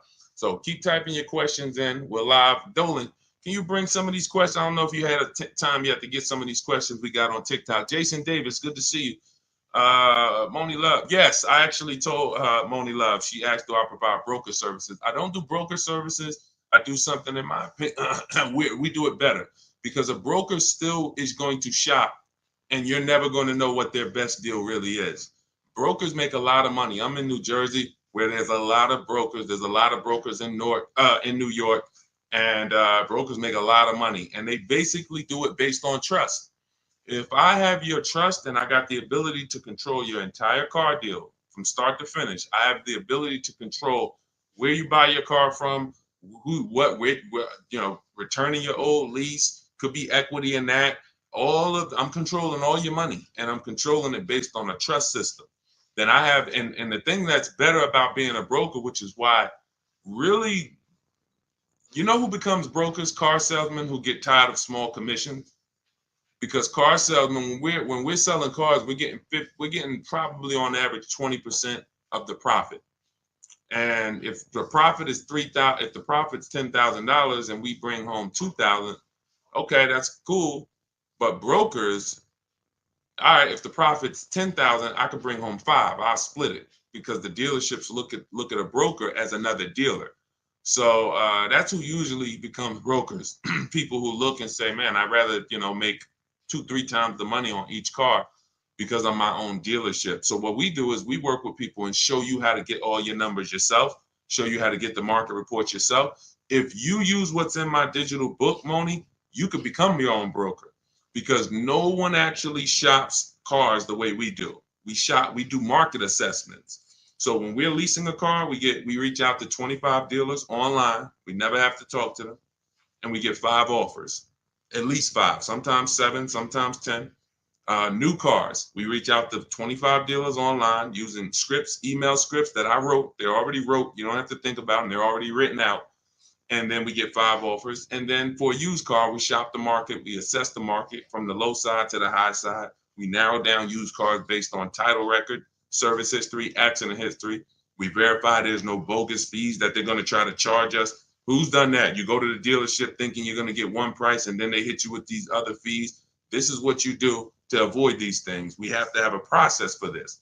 And so you could do this and become your own broker, but I would never recommend a broker, because unless they're going to give you a spreadsheet. If they're going to give you a spreadsheet of all the work they did, all the dealers they shopped, all the entire market that they assessed for you, then that's a broker that I would hire. And no one does that except us. We'll be launching that service very soon. Very soon. So the people who like Deshone, man, I mean, if I could just pay y'all to run this whole and do your whole system for me, that's coming very, very soon. But for now, you may want to, shop with us. We have 3 ways that we can help you. 2 ways now. Do it yourself. That's get my book. That's the whole blueprint. If you're a do-it-yourself, Deshone, just give me the blueprint. As long as the blueprint's official, I'll get it done. That's my digital book. You can get it for 75% off in my bio. In my TikTok bio, Instagram bio, the comments, you get it for $24 if you get there before 30 minutes. And the done with you, that's when we're doing it together. You're looking at coaching videos, and I'm walking you through it, and I'm supporting you. That's also in my bio. So again, what's coming soon is the done for you, But and you know, that's our commitment, to be the best company in the world for the car buyer. So we're getting there, slowly but surely. All right, go ahead, Dolan. Let's get to some more questions. Keep typing questions. What's up, Martin? See a lot of people checking in on TikTok. Chris, good to see you. Can you do this with Tesla? Great question. Right now, Tesla is very soft. They have a set price, though. They don't negotiate. So what they do is when you're buying a new Tesla or leasing it, you know you don't need to get bids, because getting bids is to avoid overpaying. Getting bids is to avoid buying a car from one place and another place over here would have sold it for 5,000 less. Tesla operates similar to like the Apple store. You going to get an iPhone in California, it's the same price for the iPhone in Florida, same price in New Jersey. So you don't need to shop around for an iPhone. It's a set price. That's Tesla. But any other car is different. Every other car, it's different prices. 3,000 more here, so that's the difference. But with a Tesla, you still need to divide it. If you're going to lease it, you need to understand whether you should buy or lease it. That's based on how long you're going to keep it. And this is proving the point. The point about depreciation that we've been preaching. I've been preaching depreciation so many years to people who say, well, I don't lease cars, Deshone. They limit you on mileage. That's not true. You can pick your mileage up to 30,000 miles a year for most cars. You know, Deshone, I don't like to lease. I'm going to beat my car. They want you to have the car perfect. That's not true. They give you normal wear and tear. You can bring the car back with dings. You can bring the car back. They expect 3 years of wear. What they charge you for is excess wear, which is similar to negligence, abuse. If you have a baseball-sized dent, that's the stuff. But depreciation, Tesla is proving that people should not have been buying these cars because their cars are depreciating almost worse than any other car on the market. And they sold you based on, we have this brand, Tesla, and people went out and buy these cars. They didn't want to lease, didn't listen to the advice. Now they bought a $50,000 car that lost 20% of its value in a year. These cars that were 40,000, they can get them for 30. This is the dramatic depreciation. Now, had you leased these Teslas, had you leased them, it wouldn't matter to you. You drop it off after 3 years, you pay your low payment.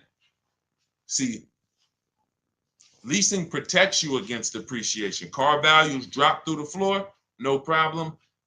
I'm good. The buyers, that's a horrible situation. I would hate to be in a Tesla that I bought 2 years ago and see the values dropping the way they drop. Okay, but yeah, that's what we did. That's the only part of the system that we don't have to shop around for, Brian, which is where we're going to buy the Tesla from. But we still need to understand if a lease makes sense. Divide the monthly payment into the MSRP. If it's 1% or less, you got to steal. If it's between 1% and 1.5%, that's a good deal. The lower, the better. We don't lease vehicles over 1.5. A lot of people got bad lease deals. A lot of people driving around right now in bad lease deals.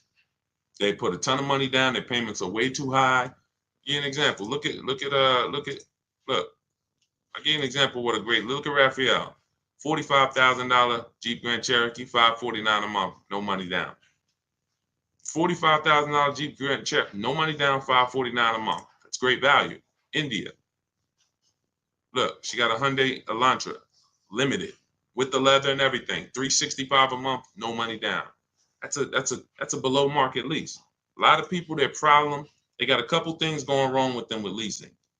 One, they don't understand depreciation. Two, they're not choosing the correct mileage that they need for the lease. Three, they're overpaying for the leases because they're not getting multiple offers. And so when these people tell you, if that's you and you're like, oh man, I don't like leasing, I see why. You're doing it wrong. Follow our system, your leases will be great. You'll pay less than everyone. And that's what we do. Go ahead, Dolan, shoot the next question up. Keep typing your question. Greg the Barber, good to see you, man. I ain't seen you in a while. Good to see you. Greg the Barber, Taz, good to see you. What's going on, Simba girl? Good to see you. Leroy Rogers, stay posted. We got you. I have a 2022 Lexus paid for. Want a new Porsche 2024 or 2025 to buy versus lease. If you're gonna, are you keeping the Lexus? I would listen now. If you bought that Lexus and you're looking to replace it, you're gonna lose a ton of money. And if you pay cash, which is you either paid cash or you paid it off very quickly, what you're going to see is when you go to replace, first thing you would do is decide, are you keeping this next bill? I'm going to give you your first two steps, Leroy. First two steps. They're easy. How many years are you going to keep the next vehicle? Is it less than 8? Then we should be shopping for a below market lease on the Porsche. That's very simple. Are we going to keep the Porsche more than 8 years? Then we can buy it, because we're going to avoid all depreciation with a long-term buy. If I got a Porsche outside and I kept it for 8, 9, 10 years, at least 8, then that's okay. Even if I overpaid for it, which I don't want you to overpay. If you really listen to me, then not only will you win with depreciation, but you'll pay less money for a Porsche than anyone else. I helped somebody get a Porsche Macan. He got 10, 15 grand off. He got so much money off, he didn't even understand the numbers. He just said, I had to get like 10 to 15 grand off of this because he had shopped it his way and he saw the numbers were so much higher. And then he met me, he used our system, and the price dropped by like 200, 300, close to 200, 300 a month. And he was like, I had to save like another 10, 15 grand off of this. I'm like, yeah, that sounds right. So that's the first question. You're going to keep it for 8 years. If you're going to keep it for 8 years, then we buy the Porsche. And what you would do is you would now assess the value of the Lexus. If you're going to sell it, you're going to go to CarMax, Driveway, Carvana, KBB Instant Cash Offer, Auto Nation, and Car Gurus. Again, I'm going to write that down. These are the companies we sell our cars to that we get bids from. We don't trade cars. We do not trade cars. The only people that have to trade cars are people with negative equity. That's why we want you to come out of negative equity. We don't trade cars. We sell our cars. And in fact, when you trade your car, you think you're trading it, you're actually selling it. That's why it's on that contract. It's on that buyer's order is, I'm selling you my old car for this amount. So we get bids, six companies, Carvana, Kelly's Blue Book Instant Cash Offer, and this takes 20 minutes. So if you're committed to your money, you're going to do this. It doesn't matter if it's that's why, look, unlearn. It doesn't matter if this is a new process. Deshone, I never did it like this. Okay, then keep losing money then. These are your 6 companies: Carvana, KBB Instant Cash Offer, Auto Nation, CarMax, Driveway, Car Guru, Sell My Car. That's step 2 in my book. So what we just went over with Leroy was the first 2 steps. One is deciding if we're going to buy or lease. How do we do that? We find out, are we keeping our car more than 8 years? If yes, we're going to buy it. Are we keeping it less than 8 years? We're going to shop for a below market lease. That's how we're going to beat depreciation. Now, once that's decided, we move on to our equity assessment. And that's what he's about to do. Go to those 6 companies, get the offers. Greg the Barber, I can't get my wife to understand leasing is better than buying because we trade cars every 2 years. Just bring her on here and show her the numbers. Just show her the numbers. Show her what a below market lease looks like. Look, Rosalie, she gets a $60,000 vehicle, $592 a month. $60,000 QX. That vehicle is $1,300 a month to buy. Let's continue. Teddy, $73,000 BMW. $856 a month. Now these are below market leases. If your wife is looking at commercials and saying, they want us to bring $3,000 down, all of these deals are no money down leases. You got to understand something. What you see on commercials are never going to be deals.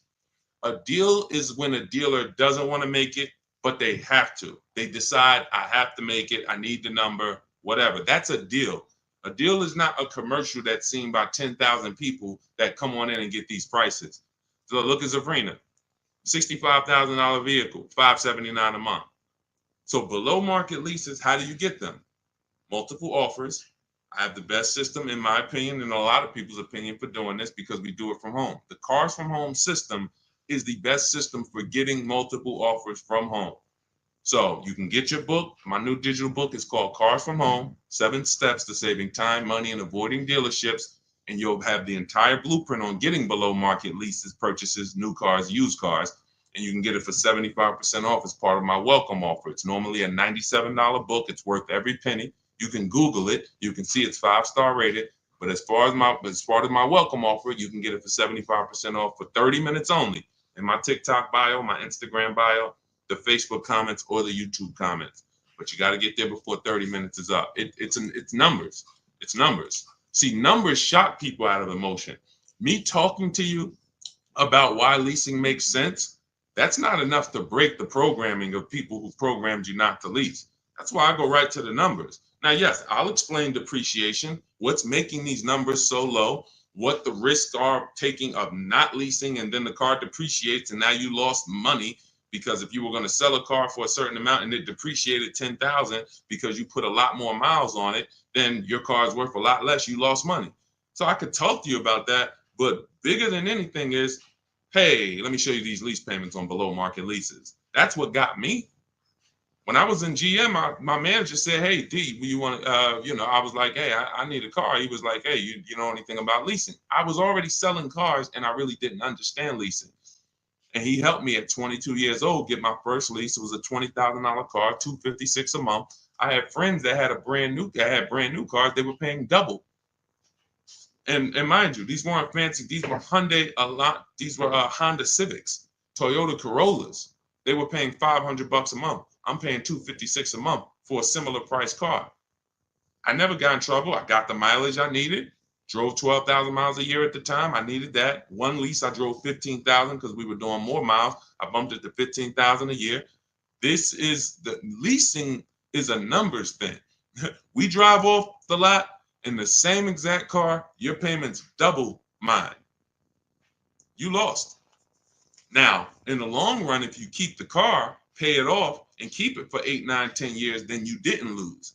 But if you think we're going to drive off in the same car and your payment's $200-300 more a month than mine, because you say, oh, well, I'm buying mine, though, this thing's going to be paid off one day, then you lost, man. I don't care what you do. Look, see me in a couple years. Look at how much more money is in my bank account than is in your bank account. The money that's in my bank account is in your car. It's going to the bank every month. I do this, man. I'm trying to desperately shout from the hills to get people to stop buying these cars if they're not keeping them 8 years. Losing you've already lost thousands of dollars. Thousands, you've already lost. Once you come over to understand this, you'll realize that I should have been doing this 10, 15, 20 years ago. I'm paying off my cars, flipping them, paying them off, flipping them, buying them, not even paying them off, flipping them. I'm trying to flip cars. I'm trying to flip depreciating assets in the short term. So many reasons why this doesn't work. I could kill this all day long. But again, it comes down to the numbers. Below market lease deals, there's no comparison. All right. But you'll have the system for how to get them in my book. So it's a digital book. So it'll be in your inbox before you even get off this stream, as long as you get there before the 30 minutes is up. Go ahead, Dolan. Shoot the next question in. Keep typing, y'all. We'll get through as many as we can. Yep. Energy guy for life. I have a car bought, but I owe more than it's worth. How do I get out? We talked about that. That's actually what we started the show with. So what I would do is I would go to either YouTube, Facebook, and rewind it, watch the beginning, because we started talking about the first question we got was about negative equity. So we spent time talking about how you need to maximize your value, get offers.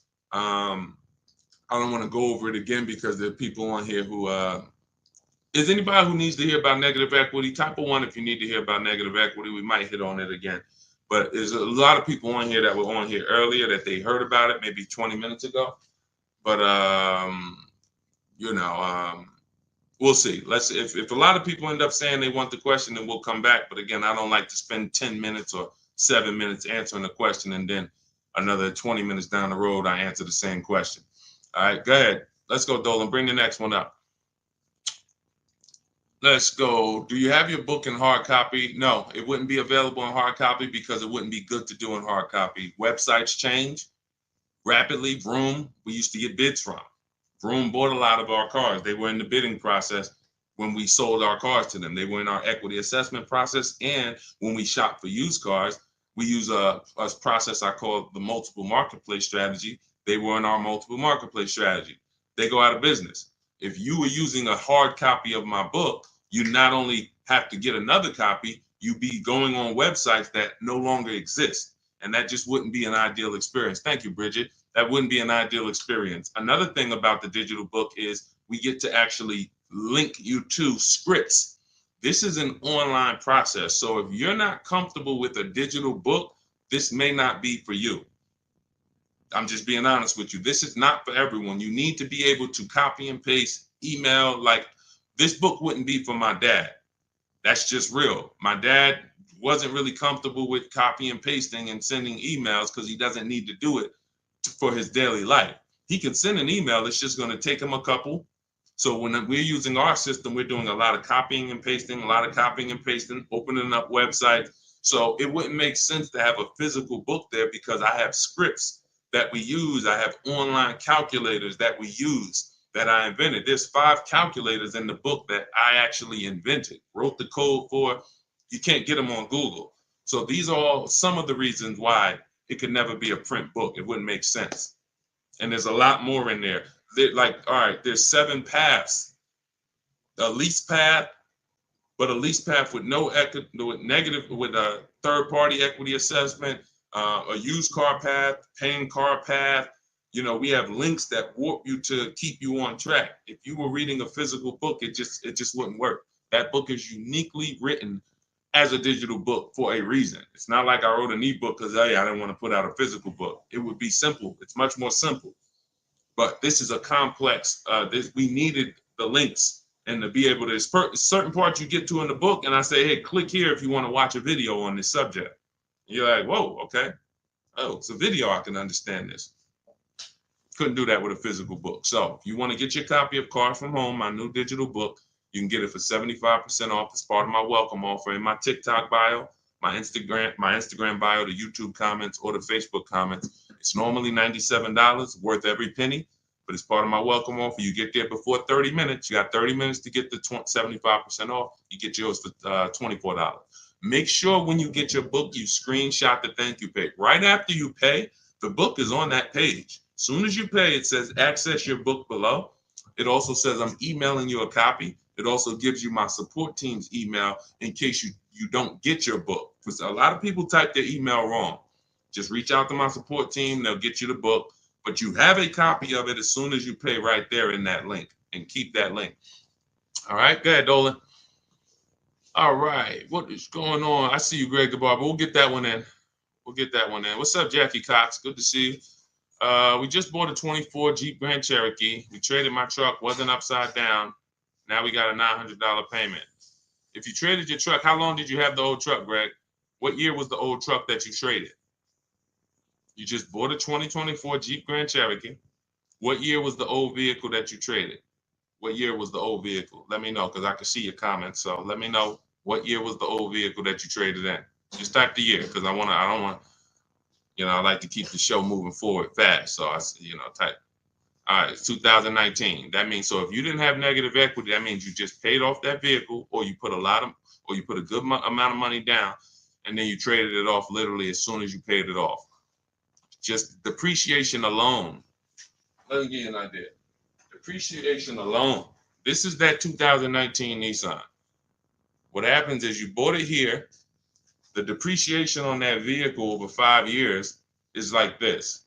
Now, if vehicles just dropped in value like this indefinitely, nobody would buy them.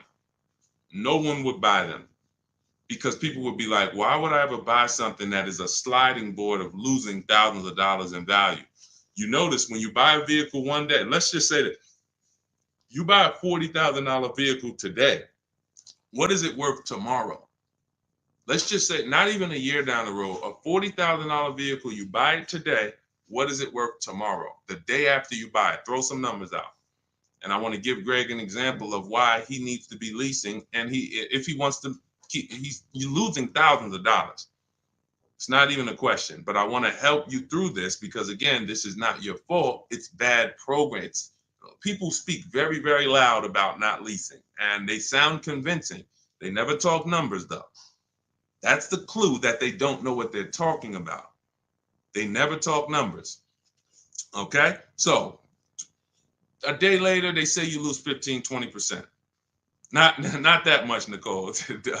She said it's half. No, it's about, you lose about 15% in a day. And that depends on how soft the market is.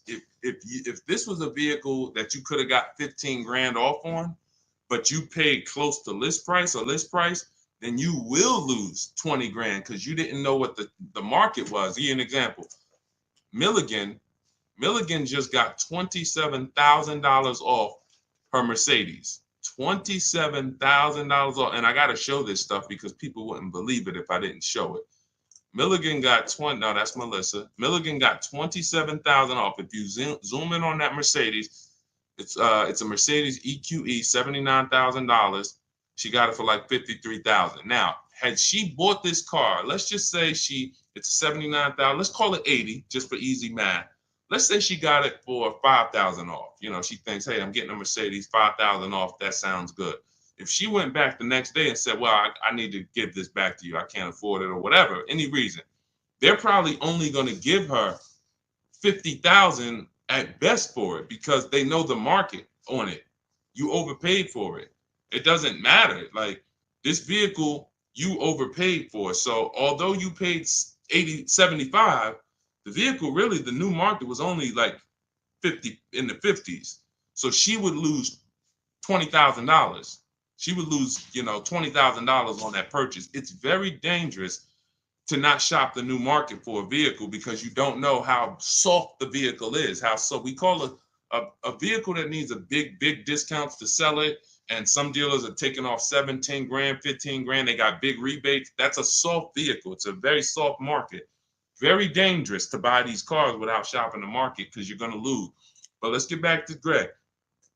If vehicles just kept losing value like this, you never buy them because people will be like, man, these things are just, like throwing a stone in the ocean, but they don't. Eventually, they start to level out. So a vehicle that's worth 11,000, next year it'll be worth 10,000. And then the following year, it's only going to lose, maybe there are people on here now, some of you've had your vehicle so long, the amount that it's worth today is going to be the same amount it's worth next year. Your vehicle's worth 8,000 today. A year from now, it's going to be worth about 75, 76. This is now what your depreciation looks like. But in your case, Greg, and people you're buying these cars, you're literally riding the depreciation out, sliding board, losing tons of value, and then as soon as you're about to start leveling out, you go and you get another vehicle and you do it again. You're just taking sliding boards, losing thousands of dollars all the time, over and over and over again. And that's just a recipe for losses. How do we avoid them? We get below market leases. That same Jeep Grand Cherokee that you got, look at how much you're paying for it, and look at how much Raphael is putting into hers. Raphael got a 2024 Jeep Grand Cherokee, $45,000 vehicle, $549 a month, no money down. You're tying up thousands of dollars in that car.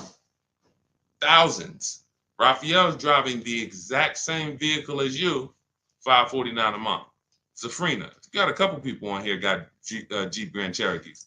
Zafrina has a $65,000 when she got the electric version, 2024. She's paying $579 a month.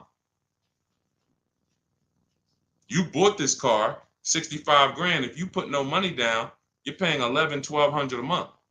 Actually, no, that's more like $1,300 a month. Depends on what. Even with a big discount, $1,100 a month, 5 years. These are huge payments compared to what Raphael and Zafrina are paying. And you might say, well, my payment's lower. Only way your payment's lower is you gave them a lot of money up front. You gave them 10 grand, or you gave them your trade. I didn't put any money down, but I did trade in my vehicle. Your trade was worth 10 grand. So it's just replace the trade in with cash. This is real money that could be in your bank account. And I'm gonna tell you something before we move to the next question. Let me tell you something. Look, Melissa learned. She learned because she was just like you, Greg, just like you, and people like you. Listen, Greg, I'm not isolating you out. This is just a great example of what millions of people are doing. This is, and again, I wouldn't know this if I hadn't been in the business. I'm not smarter than anyone. I just spent 14 years in this industry, and I love math. So this comes very easy for me, thank God. But you look at Melissa. Melissa, once you find out that you should be leasing, instead of trading these cars and selling them and putting all this money and keeping your equity in your vehicles, you should be selling your vehicle, putting the equity in your bank account, and then moving forward. Why can't I find Melissa's deal? Hold on. Here we go. So Melissa, she says, Deshaun, I learned about leasing. I'm not buying anymore. She replaces her 2018 Kia Sorento. She got her bids. Her highest bid was from Carvana, 12 grand. 12 grand. So she normally would take most, if not all of that money and just roll it over to her next car. She ends up getting her Honda. She gets her Honda lease. She gets a 15,000 mile a year lease. Well, we shop with 12. We shop with 12. So she ends up getting it for about $575 a month. She got a Honda. Hold on, I'm trying to read this fast. She got a Honda Pilot EXL. That's probably it's probably a $45,000 vehicle, maybe 48. She got it for $575 a month. And look, nothing out of pocket. And look, she put the $12,000 in her bank account. So now her car payment is low, not high like it was when she was buying the Kia. And she literally pulled all that money that she used to keep in her cars, rolling them over. She pulled it out, put it in her bank account. Imagine selling your car and actually putting the equity in your bank and still leaving in a brand new car with under your budget. That's what happens when you move from buying as a short-term buyer, not keeping 8 years, into leasing. It'll change your world. And again, only thing you're going to say is, man, I should have been doing this years ago. I should have been doing this a lot. You know, we don't even get to harping on the money you lost. Do you think prices will continue to drop on vehicles? I do. We always get deals. We were getting deals when people thought there were no deals. All through the pandemic, we had people getting deals. Bonita right here got her Kia. She got her Kia Telluride. This was a dream vehicle. During the pandemic, and look at the year. You can see the year. When she got hers, it was 2022. Literally, people were paying $10,000 over sticker for these vehicles. People were leasing these Tellurides for $800 a month, $900 a month. She got hers for $600 a month, no money down. This is pandemic. You know, we've helped. I started this in 2021 in the middle of the pandemic. Everything when you see people all on my pages, you know, there's deals everywhere. There's never a point in time where I go to spy a car in the last 15 years and I'm like, oh, there's no deals out here. Because again, there's always going to be a dealer who's going to sell. You just have to learn to find them, Nicole. You keep going into the local dealer thinking you're supposed to be able to negotiate a good deal with them. 8 out of 10 dealers are overpriced. We've proven that. Why? How can I tell you that confidently? Because all of us shop the market. You shop locally. We shop the market. What you'll learn to do with Cars from Home, my new digital book, is to shop the market. You go local to 1 or 2 dealers, they already know. NADA they taught us. When we were car salesmen, NADA taught us that people only shop 2 car dealers on average. So if those are the statistics, your local dealer knows that. They know as soon as they see you walk in, you know, can I get a quote? Can I pick a car out? Odds are this person is not going to shop more than 1 other dealership, and we're going to get them. If we just work and smile and be courteous, they're going to pick us. If they don't buy today, maybe we could get their business next week or something like that, but they're not shopping the market. That's where you lose. So when those 2 are high, you think the whole market's high. But using our system, what you're going to learn in my digital book, Cars from Home, 7 steps to saving time, money, and avoiding dealerships. I think sometimes I say that title too fast. It goes over your head. Cars from Home, that's a mindset, because we spend 90% of our time here. All of these people that you see me sharing in my streams, they are literally in their house 90% of the time to get these deals. Cars from Home, 7 steps. That means it's a process. It's not you're not winging it anymore. You're not winging the process. It's a 7-step process. Step 1 is the most important question. We're deciding whether we're going to lease or buy. Step 7 is delivery. By the time you get to step 7, you're taking delivery of your vehicle. 7 steps to saving time, which is what I love, money, which is another thing I love, and avoiding dealerships, which is something that most people want to do. So just in the title alone, you could understand what you hold us accountable to delivering. And when you Google the book, you'll see we deliver on this. It's a proven system. We've been doing this for 3 years now, and we have hundreds of people who've used the system. And grandmothers, single mothers, introverts, men, children. I'm talking young kids. Like, system works. It's like McDonald's. So you can get a copy of the book. It's a digital book. It'll be in your inbox in 3 minutes. Go to my TikTok bio, and it's my welcome offer. You can get it for 75% off, but it's only for 30 minutes. The book's $97. It's not $24. So if you get to my TikTok bio, my Instagram bio, the YouTube comments, or the Facebook comments, click that link. You can get it for $24, but only for 30 minutes. That's my welcome offer. Go ahead, Dolan. Shoot the next one up. All right. How do I negotiate buying more miles on a lease? You get it up front. It's very simple. We shop with 12,000 miles per year. Shop all your offers. Once you get your best offer, identify who that 20% dealer is. They beat everybody else. You email them, hey, can you adjust it to 15,000 miles per year or 18,000 miles per year? Very simple. If you're doing it your way, then you just call them and say, hey, all right, I'm gonna go with you, but can you tell me what it would be for 18,000 or 20,000? That's what Jen did. She shopped for $39,000 Honda CRV. Her best offer on this vehicle, it's a hybrid, very hot vehicle. This is one of the most popular hybrids over the last couple of years, the Honda CRV hybrid.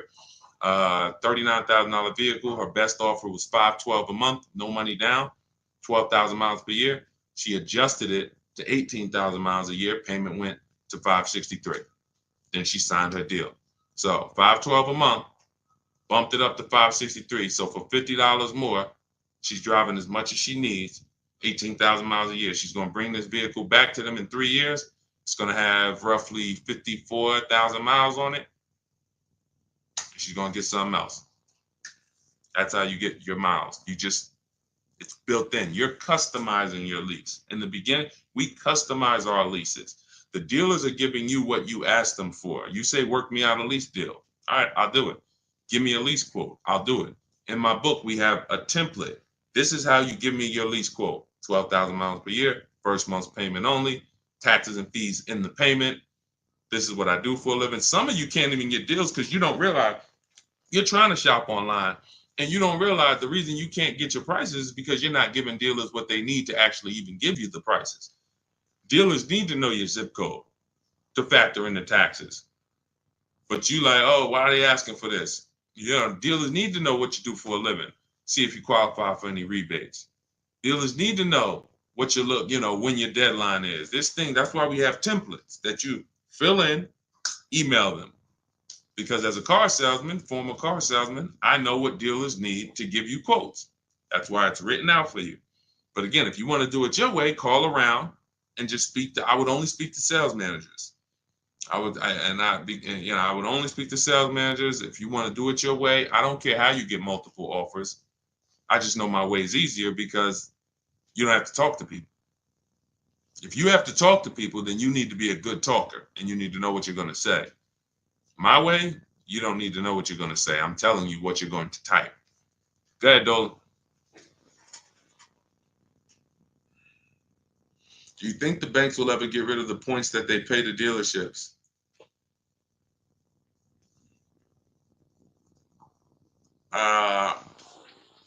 Commissions. Let's use because you use a form of a commission. That's all it is. You could say it's a point. You could say, I could pay you a point or I could pay you a flat, but I'm paying you for selling this loan for us. So do I think that a person who sells financial products will ever sell them for free? No, I don't. No. And that's why we use something called the bank bidding war, where we are going direct to credit unions and banks, and we're allowing them to bid on our business. Most people don't know that the credit bureaus allow you to have multiple banks and credit unions access your credit report in a small period of time. It's called the rate shopping. You can Google rate shopping and you'll understand that they allow you this. You can have multiple hard pulls within a certain period of time, and you can actually have them bid. They expect you to do that. Most people don't do it, actually. So they can't help you because they're like, hey, we allow you to do it, but you're not doing it.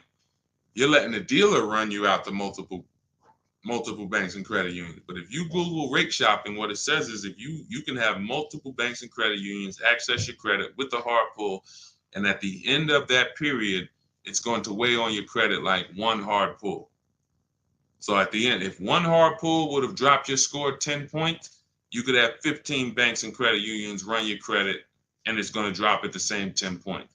But the difference is one strategy, you overpay for your loan, overpay for your interest, have no price assurance, no price guarantee that you got a good interest rate, and you have the same 10 points on your credit that you hit with the hard pull.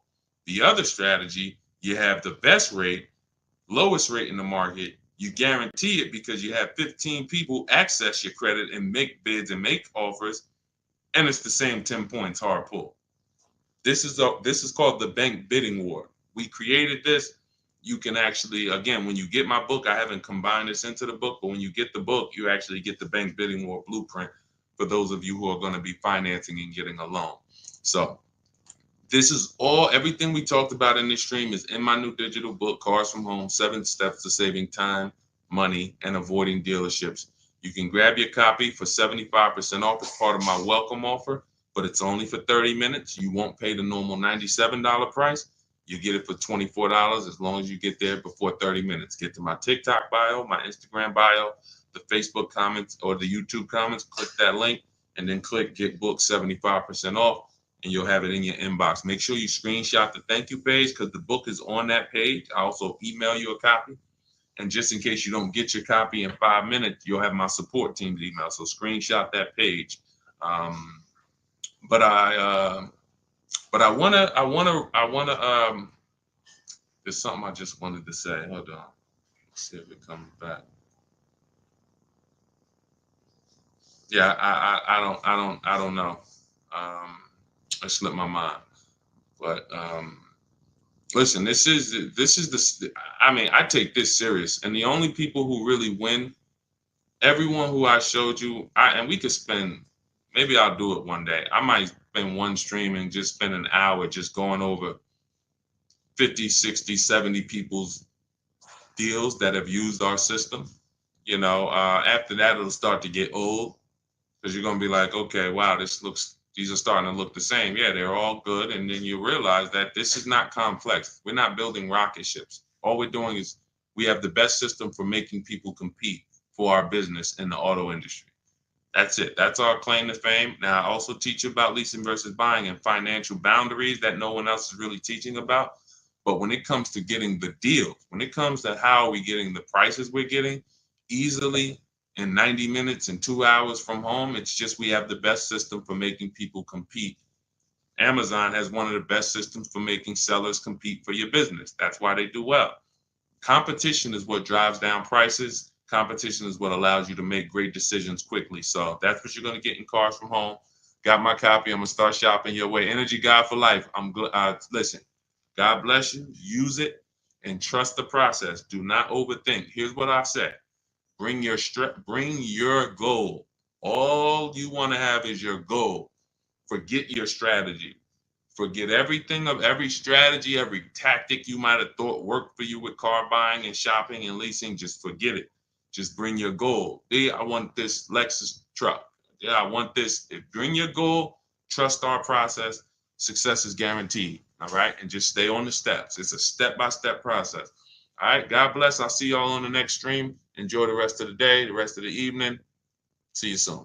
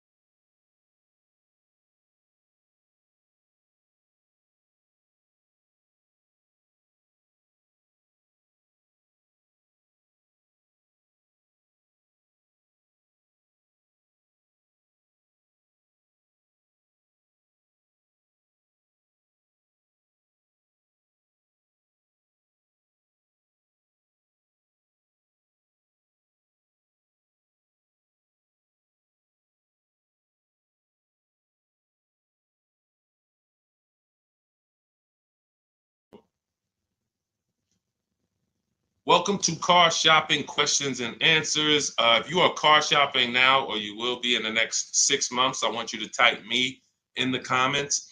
We're about to go live, do some serious car shopping Q&A for the next 45 minutes to an hour.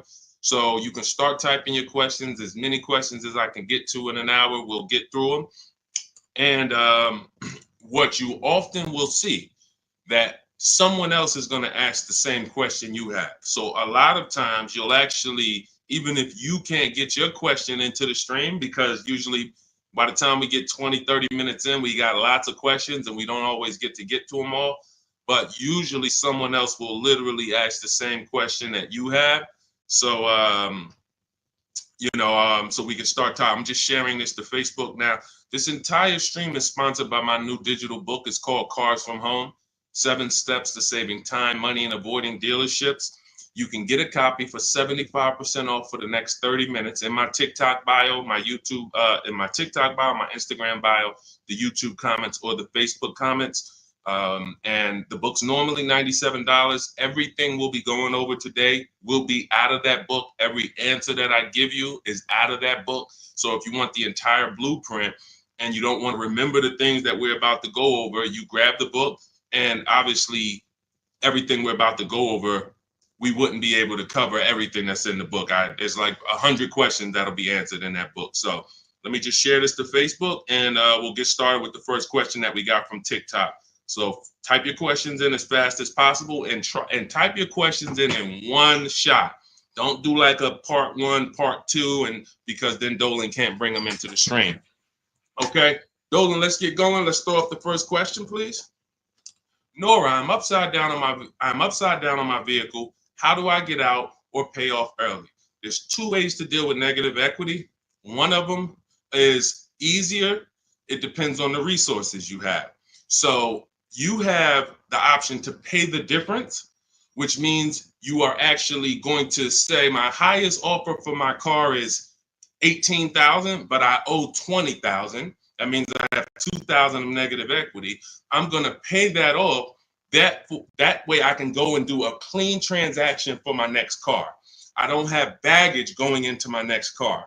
And I get to maximize the value of my current car through what we call a bidding process. So we don't trade our cars. We only get bids from cash buyers like Carvana, CarMax, Kelly's Blue Book Instant Cash Offer, AutoNation, Car Gurus, and Driveway. That's 6 cash offers we get. These are companies that fight feverishly to buy cars. They pay more than dealers, and they write checks on the spot. You literally go, have your inspection, they go into the accounting department, and they come back with a check for you. This is not like selling your car on Facebook Marketplace. So they're going to pay more than dealers. So you want to make sure, if you can, you sell to them, because that's going to be the highest offer you're going to get for your car. And that's going to be the least amount of negative equity you will have.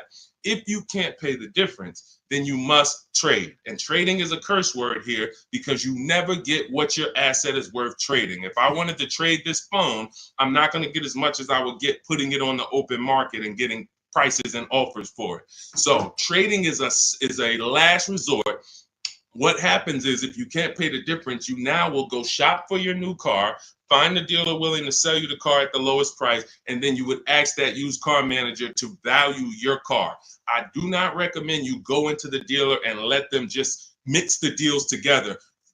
Write me a deal where you work in my trade-in with my negative equity. No, shop for your car, get your best offer from a dealer, new car, used car, or lease. And then once you identify the winning dealer, that's when you say, hey, can you take a look at my car? What's it worth to you? Now it's its own separate transaction. And if your payment was this $800 a month, you'll know, now what is my old car going to add to that? If my payment was $400 a month, now I know what is my old car going to add to that. And I can see what you're giving me for it, how much negative equity I'm going to bring into this transaction. And it's an easier way to understand the numbers. You don't want to be mixing transactions if you don't have to. And the key to understanding negative equity and the cause is you don't lease.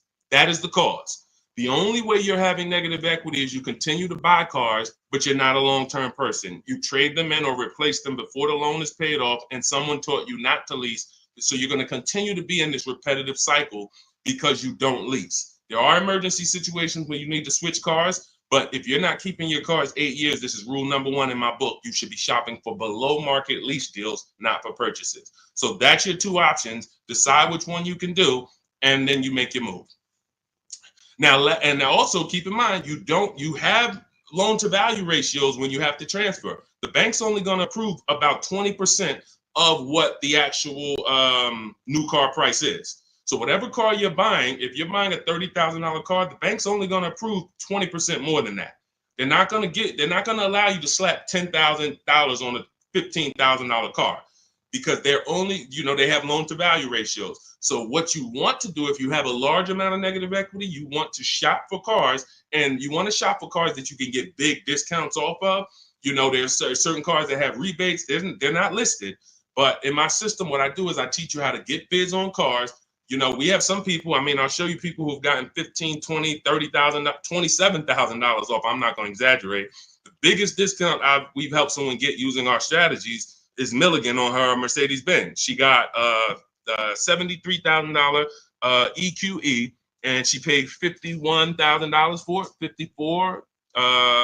It's $27,000 off. I got it up here. So if she had, let's just say she had $15,000 in negative equity, it's no problem. She's not going to blow out the loan to value ratios because she got a huge discount off the new price. So it's going to fall within the bank's parameters. But I hate negative equity. I call it the devil to your car deals. I call it the bad credit for people with good credit. So it's important that when you get out of it, you know what the cause is, because if you don't know the cause, you'll be in negative equity again in 3 years. Most of you who have negative equity, you should be moving from a purchase into a shopping for below market lease, and stop tying up your money in these cars, and you'll never have negative equity again.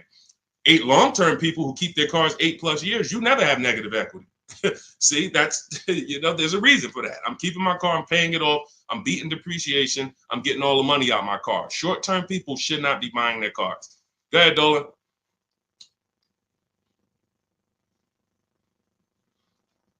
All right, keep typing your questions, y'all. We'll get to as many questions as we can in 45 minutes. Now, let me just actually say this. We have a 7-step process. Everything in my system is 7 steps. We don't go, see, a lot of times you don't understand what you should be doing first. Should I be focusing on my old car, my trade-in, shopping for a car first? What should I be doing first? So we have a system that you actually now have a process. It's 7 steps. First step is the most important question. That's leasing versus buying. How are you going to beat depreciation? Because you're about to buy a depreciating asset. If you buy a depreciating asset with no plan to address or beat the depreciation, you are going to lose like everyone else loses. So we need to see, am I going to beat depreciation with a long-term purchase, or am I going to beat depreciation with a below market lease? Long-term purchase, I got to tie up my money. My money's going to be in the car 3 years, 5 years, 6 years, but over time, the depreciation is going to cool off.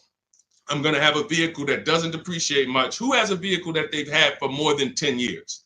Type the number of years you've had it in the comments. If you had a vehicle for 10 years, type 10, 12. Even if you had it for more than 8, let's go 8 because it's called the 8-year rule. If you've had it for more than 8, type the number of years that you've had your vehicle in the comments. Let's see how many long-term people we truly have, because not a lot of people are long-term. Like every time I ask this question, we don't get a lot of people that's like, yeah, 8 years, 10 years, 12 years, 15 years. Look, we don't have many people that can say they even have a car on here that they've had for more than 10 years, more than 8 years. But you're tying up all this money in these cars, and then you're going and you're replacing them in 5 years and 6 years. And look, Sharon, 14 years. God bless you, Sharon. That's a long-term person. Look, Ray Johnson, 9 years. That's a long-term person. So they don't have to worry about depreciation. Their car right now is worth the same amount it'll be worth about a year from now. If Ray's car is worth $9,000, a year from now, it's going to be close to 9. He's beat depreciation. So if you're not buying cars to beat depreciation, you shouldn't be buying them, because you're not going to beat depreciation in the short term. You can't. It's impossible. The only way to beat depreciation as a short-term buyer is to get below market leases, because you're never tying up your money in that car. Not regular leases, below market leases. Big difference. Go ahead, Dolan. I see we had a question come from TikTok. Let's throw them up.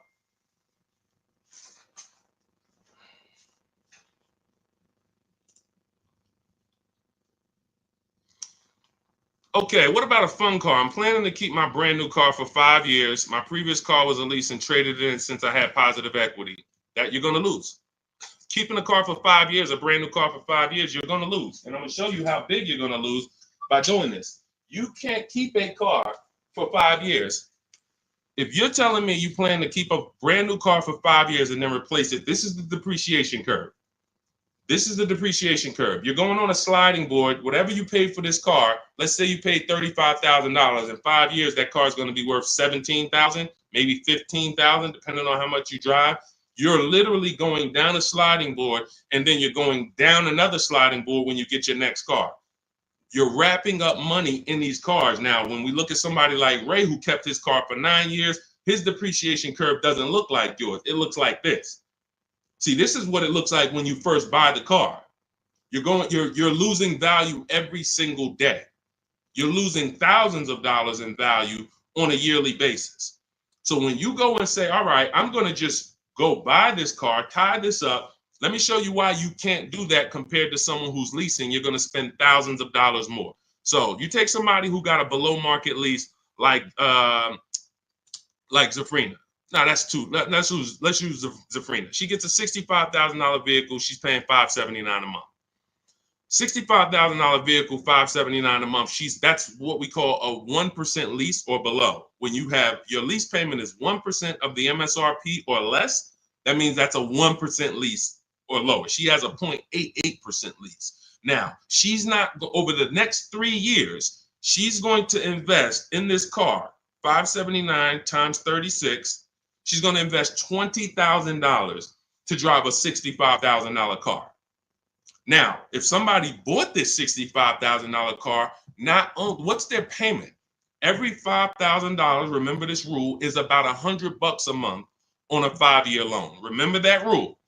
Every $5,000 when you look at a car is about $100 per month on a 5-year loan. So when you look at a $20,000 car, you should automatically say to yourself, that's going to cost me about $400 a month. You look at a $50,000 car, that's going to cost me about $1,000 a month on a 5-year loan. When you don't do that, now you let them put you in 6 and 7 year loans because you're not focused on what the real cost is. You're just like, get me to a low payment. If I get you to a low payment, I'm going to put you in an 8-year loan. So we know this. Looking at her car, she would be spending roughly $1,300 a month if she bought that car. Even if she got an incredible deal, saved 10 grand off of the car, she's still going to be spending about $1,100 a month. She's putting $579 a month into this car. How do you compare $579 to $1,100? How do you compare $579 to $1,300? Let's say she bought a used version of this car. So instead of $65, she found a used one for $40. Every $5,000, $100, that's an $800 a month payment. How do you compare $579 to $800 for a used version? You can't. So when you're out here listening to people who've told you don't lease, they don't understand depreciation and they don't understand how to get below market leases. These are not regular leases. In order to get below market leases, you must employ competition. You must get at least 5 offers because every dealer's price is different. So when you walk into one Nissan dealer and they tell you it's $600 a month, you don't walk out and say, hey, Nissan's charging $600 a month. No, Nissan of Bay Ridge is charging $600 a month. But this Nissan deal over here might be at $500. This Nissan deal over here might be at $420. You need to stay at home, get multiple offers. You can do this my way through email using the systems in my book, or you can do it your way, calling around and get multiple offers. But once you see how different these offers are, you'll realize how many dealers have been ripping you off. And 80% of them do this. 80% of them, their best offer is not going to be below market. They're going to make a certain amount of money or they won't sell the car to you. But we find the ones who will. All of this is in my new digital book, Cars from Home. It's called Cars from Home, 7 Steps to Saving Time, Money, and Avoiding Dealerships. You can get a copy for 75% off for the next 30 minutes in my TikTok bio, my Instagram bio, the YouTube comments, or the Facebook comments. You'll have everything we teach step by step. You can Google the book, Cars from Home. It's already 5-star rated. We've already got tons of people using it, talking about it. And this is what I want for you. I don't want you paying above market or market value like everyone else is paying. You need to be paying below market value. And the only people that pay below market value are people with strategy. Okay, so I would tell you, Kitty Cafe, the first thing you need to be concerned with is actually leasing and not buying. You said you were a leaser. See, and oftentimes people who go from a lease to a purchase, I'm sorry to say you didn't get a good lease deal. Because if I'm paying, think about what Zafrina's paying. Let's continue to use Zafrina as an example.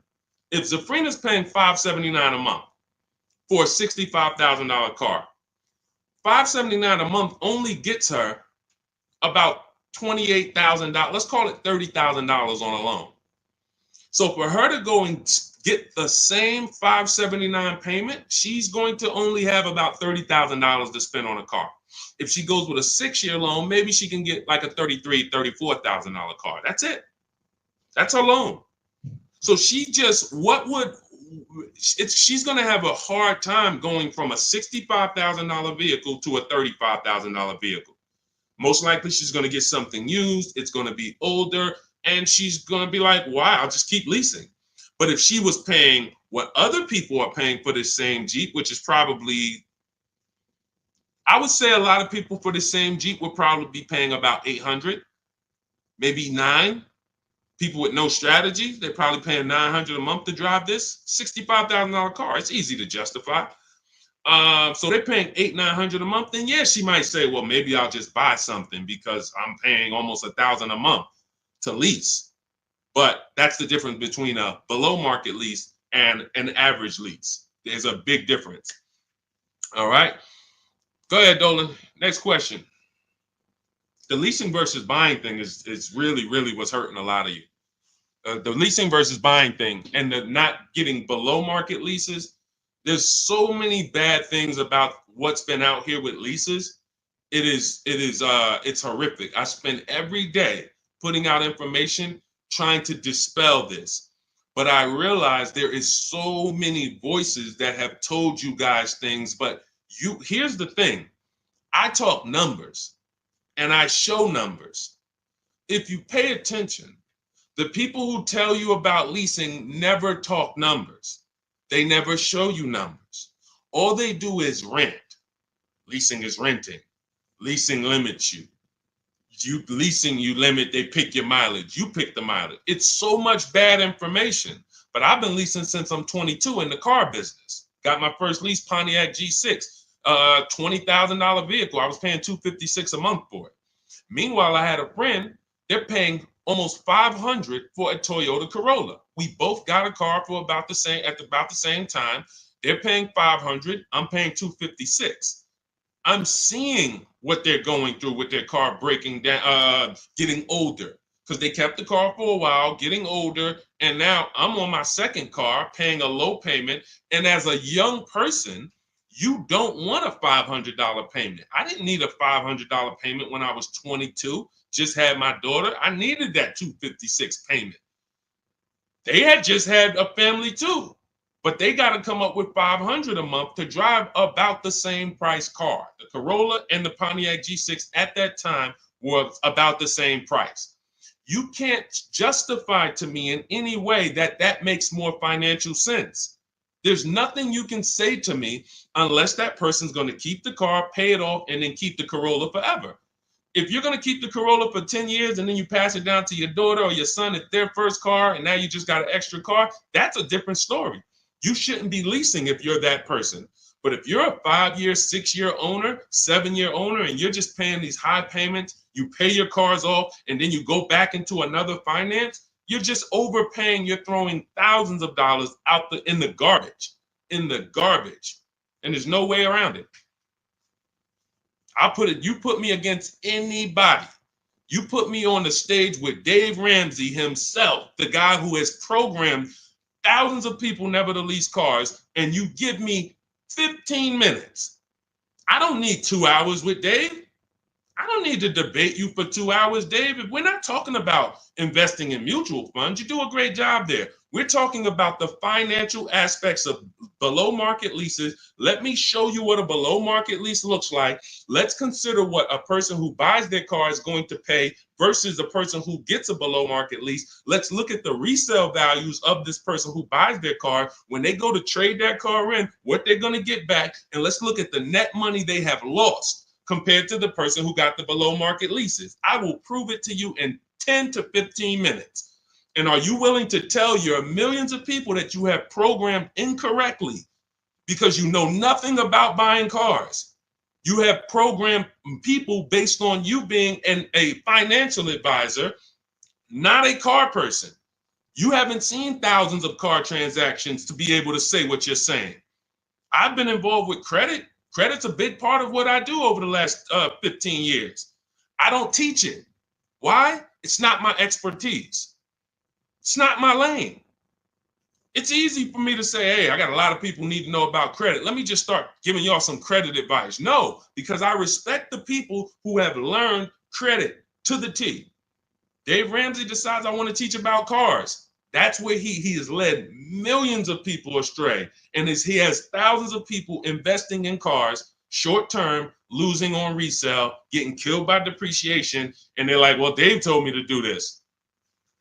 It's hard. It's hard to help. It's hard to get those people to unlearn. Go ahead, Dolan. Next question. Keep typing your questions, y'all. We will get through as many as we can in the stream. Good point. I only financed as I wanted to upgrade from my lease. My lease was $180 a month for 36 months. That's a big change. $180 gets you $10,000 on a finance. That's all $180 a month gets you. Now, if you put money down, that's different. Obviously, there's a lot of cars most cars don't lease for $180. So I'm assuming that you put some money down to get there. But again, what were you driving for these payments? You're driving a brand new car. There's no comparison.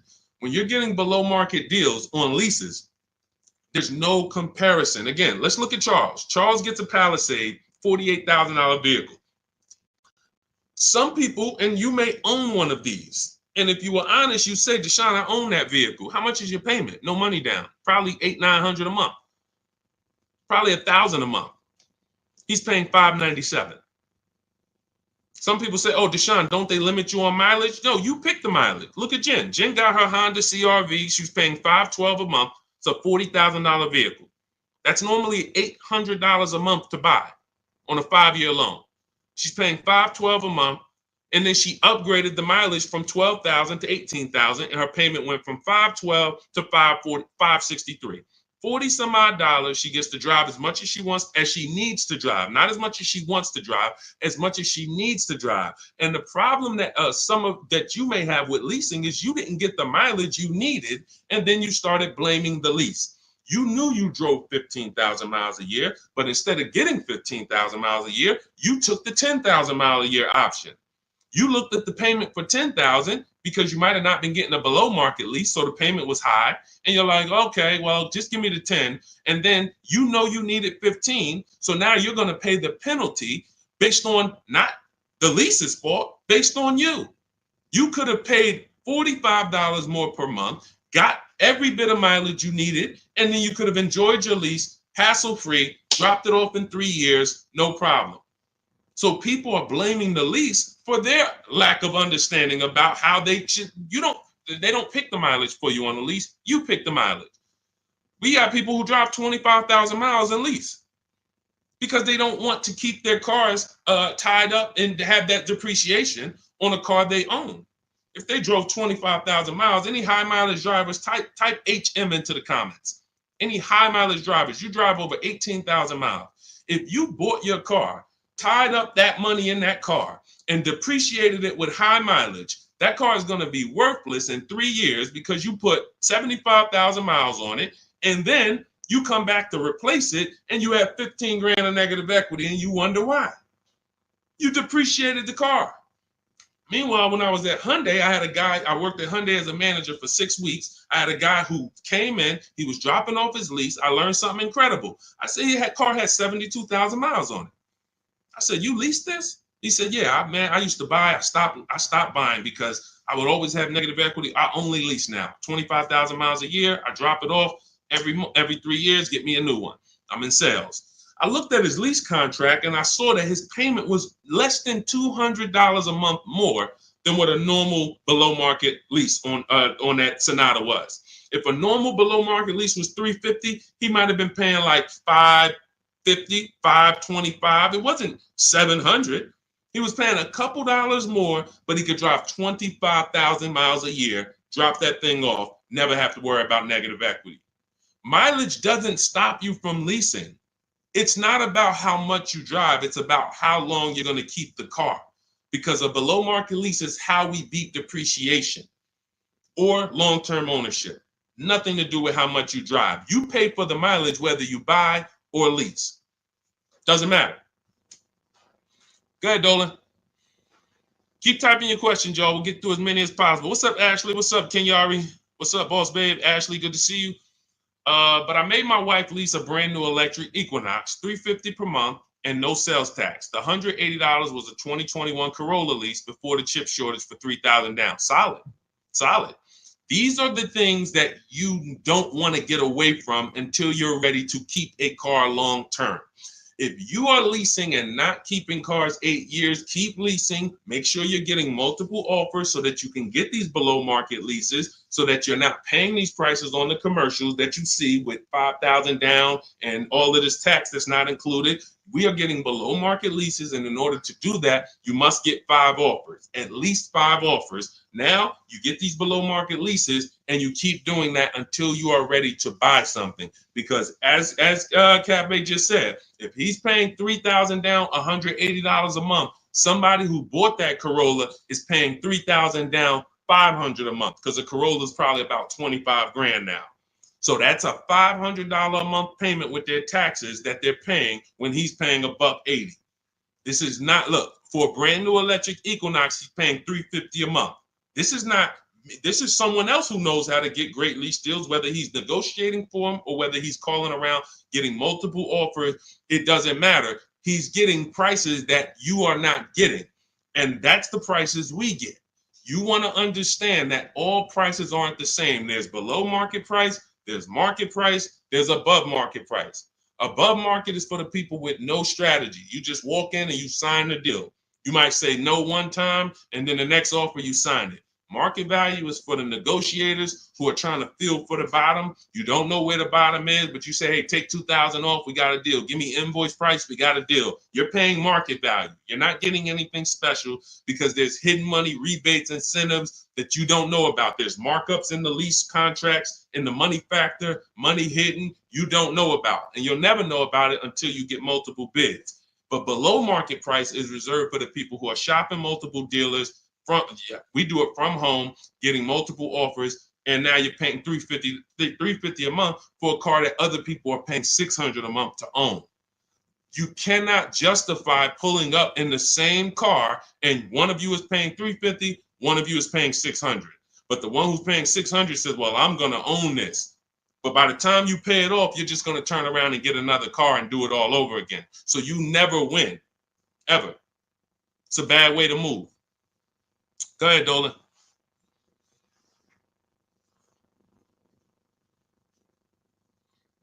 What's up, Ray Johnson? Do you need to... Hold on. Do you need to know all the bells and whistles? I don't know what that means. Can you rephrase that question? Let's type it in another way because I don't know what you mean by that. Can you elaborate? What about the people that drive high miles? You should still be asking yourself, how am I going to beat depreciation? The first step in my process is to determine what I'm going to do to beat depreciation on this depreciating asset I'm buying. So if you're a high mileage driver, you drive more than 18,000 miles per year, you're depreciating your car so rapidly that in 5 years, you're going to have, call it 100,000 miles plus on the vehicle, but your loan does not move that fast. most of your loans are going to move this way, but your depreciation is moving like this because you are just using the heck out of the car. This is point and proof that you pay for usage, whether you buy or lease. If you bought a car and put 100,000 miles on it, you do pay for that. If the same person bought the same car, but they only put 50,000 miles on it, their car's worth more than yours. They can sell it for more. So you lose based on your usage. So in the short term, you can't win driving high miles because you are literally destroying the value of your car. Then you flip to another car. That'd be like you doing this. Hey, do me a favor. Give me this car. Let me depreciate it like crazy. Then let me swap it out and let me get this car depreciated like crazy. And you just keep doing it. Depreciate it like crazy. But you're never getting to the point where the car is paid off and now the car starts to depreciate like this. That's for the people. If you have a car that you've had for 10 years, 12 years, 9 years, 14 years, this is what the car is depreciating like. You're losing little bit every year. If it was worth 9,000 this year, it's probably worth 8,200 next year. You beat depreciation. And that's when you enjoy, this is the benefits of ownership. This is what I call in my book, the reward stage. You don't get here without long-term ownership. And if you're not built for long-term ownership, that is okay. But what you should be doing is doing what my client who was in Hyundai did, doing your high mileage lease, shopping for a below market lease, and then driving the mileage you need and dropping off your car in 3 years and going and getting a new one over and over again. You're never tying up your money in these cars. If you're going to tie up your money in these cars, you better have it in there for the long run. If you're going to tie up your money for 5 years in a depreciating asset, you are losing money in depreciation. Like you can't get it back. That's why you're never happy with what the car is worth. When you come and find out what your car is worth, you're like, I can't believe that's all you're giving me for my old car, because you're thinking about how much you put into it. Long-term owners like this, those of you who have cars that you kept for 12 years, you're not thinking about the resale value, right? Right or right? You're like, Sean, I got so much money out of this car. I had this car, man. The transmission went out. I put a new transmission in it. I got my money out this car. That's the benefit of buying. And if you're not buying, you should be if you're not getting there, you should be shopping for below market leases, never tying up your money in these cars to begin with. It's only two ways. Get out the middle. It's three people: long-term keepers, short-term leasers. Then it's the people that's stuck in the middle. You buy your cars, trade them in. You lease the car, you buy the lease. Stuck in the middle. Go ahead, Dolan. All of this is in my new digital book. If you're like, Deshone, there's no way I'm going to remember this. You can get my new digital book. It's called Cars from Home, 7 Steps to Saving Time, Money, and Avoiding Dealerships. It's already 5-star rated. Thank you to everyone who has rated and reviewed the book on Goodreads. We appreciate you. You can get your copy. It's normally $97, but for the next 30 minutes, you can get your copy for $24, which is 75% off if you get to my TikTok bio, my Instagram bio, the YouTube comment link, or the Facebook comment link before the 30-minute timer hits zero. After the timer hits zero, price does go back up to $97, and it's worth every penny of $97. This book will be the top 3 most valuable books in your library. And when I say valuable, I mean the books that save you money. There's only a few books. I got a bunch of books. You guys can see I'm grabbing them. There's only a couple of these books that have actually put money in my bank account or helped me save money. There's not a lot of them. This will be the top 3 most valuable books to your bank account. That's all I care about. So go grab your copy. TikTok bio, Instagram bio, YouTube link, or Facebook comments. And you'll have everything we teach in the blueprint of how to get below market leases, below market purchases, below market new cars, used cars, high mileage driving. Everything is in there step by step. It's a blueprint. All right. Go ahead, Dolan. All right. Buy a car for the first time. I'm going through my bank. My budget is $8,000 and I finance the rest. So you have $8,000 cash. You want to see, can I get a vehicle without using that cash? So if you're talking about financing, first thing you want to decide is, what can we get without a down payment? So depending on where I want my payment to be, let's say $350 a month. Maybe I want it to be $350 a month for 5 years. Well, can I get a car with everything I want, everything I need, $350 a month for 5 years? That's my budget. If I could do that, I don't need a down payment. Now, if you say, okay, $350 a month for 6 years, no money down, that's a little more money. If you say, all right, $350 a month for 5 years, but then I'm going to use some of my down payment. Now I can get even more car. And then your max budget might be $350 a month with my down payment for 6 years. See, all of those numbers didn't change, but the terms changed and what you bring to the table changes. That budget doesn't change, but you don't realize if I get a car for $350 a month for 5 years, I paid less than if I get a car for $350 a month for 6 years. So these is how we budget. I actually have a tool in my book called the Perfect Budget Calculator I created, where you put in your preferred down payment, you put in any equity you have from your old car, you put in your max monthly payment, you put in the average interest rate, and it'll give you up to 6 goals that you shop from. So when I went and got my used Infiniti truck, I had 6 goals. One of them was no money down 5 years. Next one was no money down 6 years. Third one was money down 5 years. Money down 6 years. Then the fifth one was money down and the equity I had from selling my old car. And then the sixth one was money down, equity, and 6-year loan. See, there's multiple ways to budget where you don't go over your max. But I find the problem is when we budget with our max in mind, I only want to spend $500 a month, $500 a month, $500 a month. You usually go in and you spend what? $600, $550. You're putting $1,500 on a credit card because you didn't calculate the taxes. The tool in my book, the Perfect Budget Calculator, calculates the taxes in your state. So you don't go in and say, oh man, I didn't know there was another $3,000 in taxes and fees. Who's had that happen? Oh man, I thought we was making a deal, but you forgot about the taxes and fees. See, all of this stuff you don't realize should be normal in a complex financial transaction. But what they've taught you in the car business is to just treat car buying like you're buying a TV because it makes them very rich. I've been in the business for 14 years. I sat next to people who I know shouldn't be in the business, but they're not going to get them out the business. They make a lot of money for the dealerships. They'll always have a job. Even if they get fired here because the customers start complaining, they'll go there and they'll say, hey, look, I made 300 grand at my last place. Oh man, when can you start? These people are always going to have a job. So when you look at the industry and say, okay, if this is what the industry is like, what do they care about me? They don't.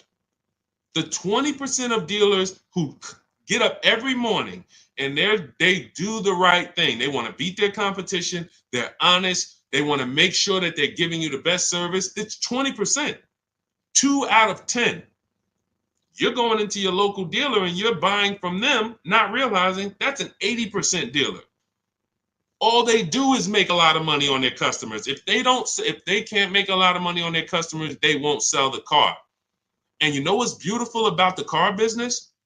For those of you who are wolves and sharks and evil, it's not about the customer winning. It's about you making the customer think they won. I'm going to say that again. For those of you who are like, what business could I get into where I can make 200 grand? And I don't need to have morals as long you are trained to make the customer think they won.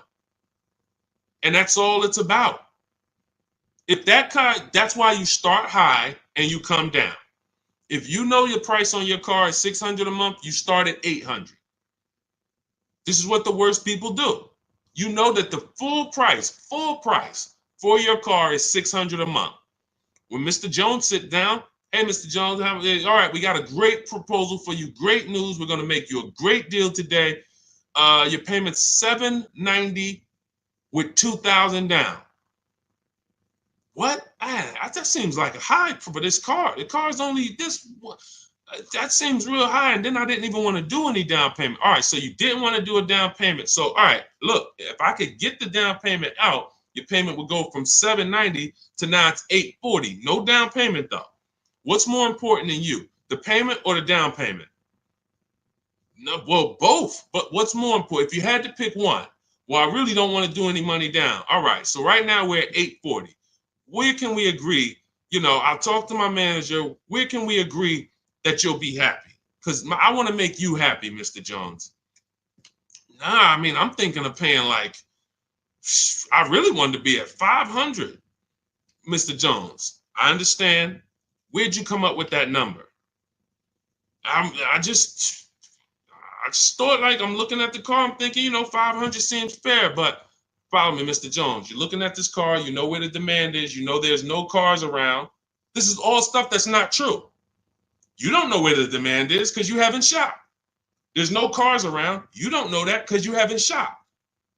But these guys we are absolutely trained to, if you want to use your powers for evil, it is very easy to get you. That's why we don't shop that way. I would never send you in to deal with people who negotiate every day for a living like this.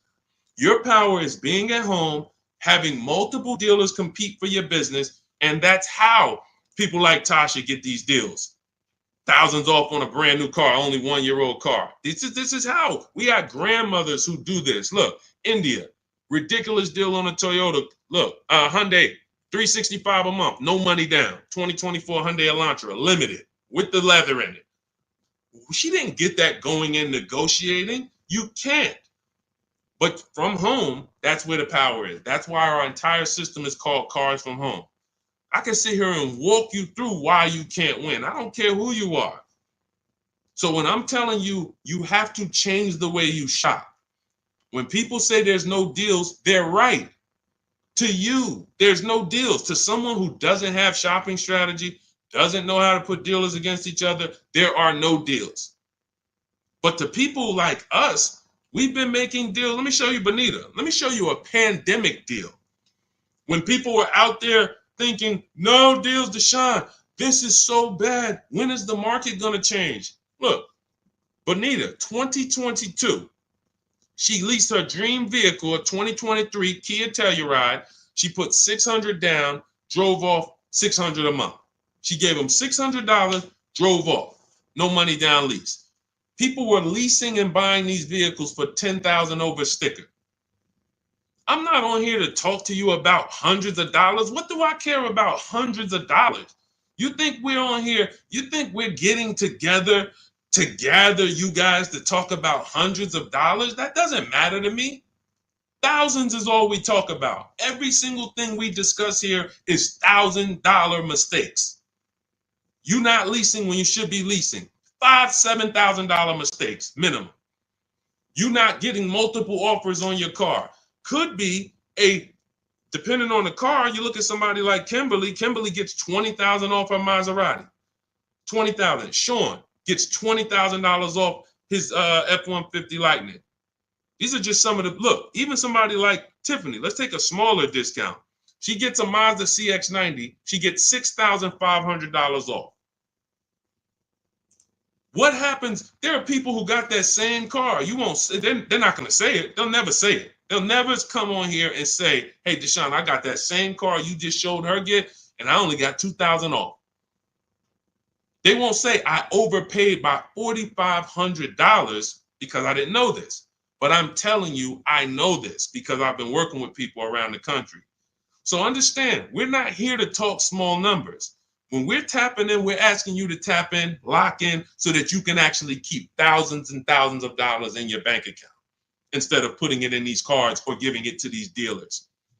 That's it. So everything we discuss is out of my new book, Cars from Home, 7 Steps to Saving Time, Money, and Avoiding Dealerships. It's a 7-step process. Doesn't matter whether you're leasing, 7 steps. Doesn't matter if you're buying new, 7 steps. Buying used, 7 steps. You want to sell your leases, which who didn't know you could sell a lease? Put a question mark. Who didn't know you could sell a lease? Type a question mark in the comments. Question mark. Deshone, what do you mean you could sell a lease? Okay, thank you. We're renovating with the jeans. Okay, look, Lynn, Brooke, Miss Tucker. Look. How much has that cost you? Not knowing, and we begin to teach people to do this during the pandemic because every single car was $7,000 to $10,000 more than it was truly worth. So a Jeep Grand Cherokee, I sold my Jeep Grand Cherokee for $28,000 after I had leased it for 3.5 years.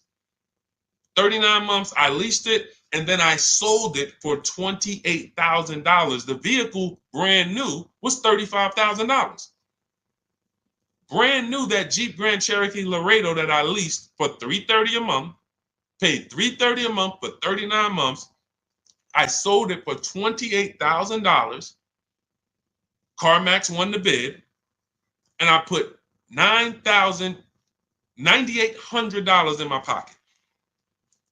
I helped my mother sell her lease on her Mazda CX-5 for $10,200 in equity she put in her pocket. Now, those equity numbers don't exist anymore. That was a once-in-a-lifetime seller's market, well, so far in our lifetime. So far. There's people who still want that. They still are basing, and you may know people who are like, hey, well, I'm going to buy this car and I'm going to flip it because I bought a 2019 Mustang and then I sold that Mustang in 2021 and got all my money back. Try that again. You're going to lose everything. It's over. It's over. That was a limited inventory, global shortage, chip shortage. Everything's worth $7,000 to $10,000 to $12,000 more. Those who cashed out won. Those who cashed out at that time won big. You can look back over history, and I helped a lot of people do that. You can look at my videos. Some of my biggest videos, 5 million views, 3 million views, was had to cash out. People coming on there, yo, I just sold my lease. I made $7,000. Yo, I made $10,000 because of you. Yo, I sold 2 leases. I'm telling everybody during the pandemic, cash out, cash out, cash out, cash out. You won't be able to do this again. But there's still money to be made if you have equity in your lease. There's still $2,000, $1,700, $3,000, $4,000. Some of you low mileage people who you lease, but you only drive 5,000 miles a year. There's equity there, but you got to know how to get it. You got to know how to get bids. What's the process? And get we get bids from CarMax, Driveway, Carvana, Kelly's Blue Book Instant Cash Offer. What is that strategy alone worth? Just the cash out, just the equity assessment, step 2 in my process is worth. For those of you who trade in cars, that right there, 1 step out of my 7-step process is going to be worth thousands of dollars to you. So you can get my new digital book, Cars from Home, 7 Steps to Saving Time, Money, and Avoiding Dealership, and you can get it for 75% off. That's my welcome offer to you, but it's only for 30 minutes. You go to my TikTok bio, my Instagram bio, the YouTube comments, or the Facebook comments, click that link and get your copy for 75% off. You won't even pay the $97 price. You'll pay $24, but you got to get there before the timer goes to 0, and then it goes back up to $97, which is worth every penny. Book's worth every penny at $97. It'll be in your inbox in 2 minutes. And make sure as soon as you get the book, you screenshot the thank you page, because the link to open the book is actually on that page. You open the book on that page, and I also email you a copy, but my support team's email is actually on that page as well, because sometimes you type your email wrong, you're typing fast, you're trying to hurry up and get it before the sale ends, and then you end up typing your email wrong. We can't send the book to a wrong email, so that you'll have my support team's email there. But this is the most serious thing outside of buying a house. There's nothing more serious to me. And some of you are not going to even buy houses. Some of you like, Deshone, I'm a renter. I don't plan on buying. That means the car is your most expensive purchase, and you're going to do it over and over again. You might have 5, 10 of them in your lifetime or more. You lose $5,000 on every one because you didn't have strategy. That's a tough gig. That's a tough gig. I wouldn't want to be in that situation, and I'm not going to be. And anyone who's listening to me is not going to be. Go ahead, Dolan. Let's keep the show on the road. Do you need to know all the extras you want? Upgraded sound system items that are not in the base price? Absolutely. Whenever we buy a new car or we shop for a lease, we always build our car. We go on the site because we want to know everything's available, because we don't want to get a car and find out there was an option we wanted that we didn't get. And we also want to know what we can live with and live without. And we want to build our car to come up with an MSRP. So if the car you want the panoramic sunroof, you want the blind spot monitors, which most cars come with now, whatever it is, you need to have an idea of what that's going to cost. So once we build out our car, we determine our car is $42,900 the way we want it. Now, most times we're going to reach out to dealers and they're not going to have the exact car. That's why we always come up with, and when we're leasing, we come up with a couple colors. Buying, we don't compromise as much because this is a car you need to love. You're going to have it for 8+ years. You don't want to compromise on what you want, or be talked into something, or let you convince yourself of getting something, a color you really don't love, because you're buying this car to keep it for the long run. Now, on a lease rather, you can be much more flexible because in 2.5 years, you're getting ready to shop again. You get a 3-year lease, 2.5 years, 6 months left, it's time to shop again. So we want to make sure we can be more flexible with that. But yes, we want to know how much it's going to cost so that we can start to budget. We always say with a lease, when we build out our car, we take 1.25% and we use that as a gauge of around about what it should cost. So if we're looking at a car that's $42,300, we multiply that by 0.125 and we say, okay, $528, that's a fair below market lease deal. Now, if we can do better than that with bids, we will. If the lease program is not as good, when we get our bids, it might come in at 1.3, 1.4, our best offer. We're going to have more offers than that. If your other offers aren't higher, then you didn't shop the right way. Because when you shop, you should see a $3,000 to $5,000 to $7,000 difference from your best offer to your worst offer. When you get offers the way we teach, you're going to get more market value, below market value, above market value. You're going to see them all. And you're going to be like, wow, I can't believe all these dealers, this their best offer? Yes, they want to sell and make a lot of money. But we don't care about them. I don't focus on the 80%. We're looking for the 20%. So we use this as a gauge to say, all right, this is around about what I think I should be looking at paying, depending on the deal that I get when I actually get my offers. So that's why it's important for us to build the car. Those are all the reasons it's important for us to build the car before we actually go shop for it. Okay? It's a great question. I see you. I'm leasing this year. There you go. If I could get more people to lease, wake up and look. I don't want you leasing if you're keeping your cars 8 or more years. That's the key, because sometimes people will come on the stream, hey, is this all about leasing? No. If you're buying, there's so many things you need to know about getting below market purchases. New cars, used cars, we haven't had those questions come in. People are not really asking questions about used cars and things of that nature, but I'm answering the questions that Dolan puts up that you guys are writing. So when we look at purchasing, there's a ton of questions that we got to look at, ton of questions. But when it comes to people not keeping their car 8 years, you should be shopping for leases. You're not keeping a car long enough to beat the depreciation. The depreciation's going to kill you, not the loan. Doesn't matter. Loan's okay. You could pay cash. Doesn't matter. The depreciation's going to kill you. That's what you're doing. You're buying a depreciating asset, trying to keep it short term, flip it, and do it again. You can't win.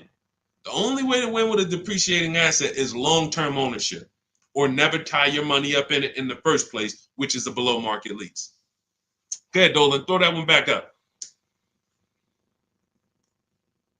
Arturo, does your credit score affect the lease? Sure. You want to have fair credit? I always tell people you want to get to about a 660, 680, similar to if you were trying to get a good deal on a house.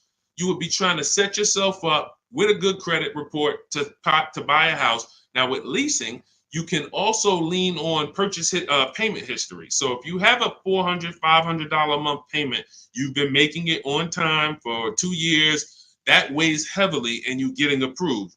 I always say it's nothing that gets you approved for a new car like a paid on-time payments for your old car. The banks look at that and say, well, hey, we can see, yeah, credit cards might be high, but they never miss the payment on their car. They never miss that $500 payment. That means something to the banks when your credit score is a little in that marginal in that marginal range or that mid range. So I always tell people, get to a fair range, work on your credit so that you're able to lease, and don't tie up your money in a long-term purchase because you can't lease right now. If I couldn't lease right now, my only mission would be to get an inexpensive car, get my credit to a 660, 670 to lease. I wouldn't be trying to get a Dodge Charger, $20,000, $30,000, $40,000 car. I'm going to pay 20% interest And when I go out to replace that car, I'm going to have so much negative equity because the interest alone is going to bury me because I don't have good credit. So now I'm no closer to leasing. My payment is going to be high. And I usually end up with an older car because I'm trying to squeeze my way into a nice car that I could show off and feel good about. Nah, I mean, I work hard. I want to be able to drive something that, I feel good about. But you haven't qualified yet. You haven't qualified to drive something great yet. If you have a 500 credit score, 600 credit score, you're not qualified to drive something ideal yet. You should be sacrificing to get set up so that I can make a power move. And what you do in getting set up is you get the least expensive car that you can get a loan on. You get a $10,000 car, quality, small car. Try to get something that brand new was $24,000, $25,000, Hyundai Elantra. Get yourself a smallest car that you can qualify for, and you have minimal payments, $200, $250 a month payments. You pay those payments on time. You make sure it's a quality car, and you go and you make a move for a lease once you've established yourself. Or you can just do what other people do and say, you know what, who could get me in this brand new whatever, or who could get me in that, used Mercedes? And you're going to lose in every way. The quality of the car is not going to be ideal. The loan is going to be out of control. The interest is going to be ridiculous. You might not get a great price on the car because you come in looking desperate. You need a car, not want a car. You need a car. So nothing is working for you. Everything's against you.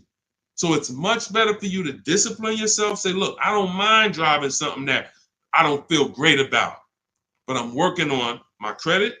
I'm going to make these payments on time. I'm going to get myself to a 660. I'm going to have 2 years of on-time payments, and then I'm pulling off the lot in a brand new lease. Power moves. That's a plan. Go ahead, Dolan.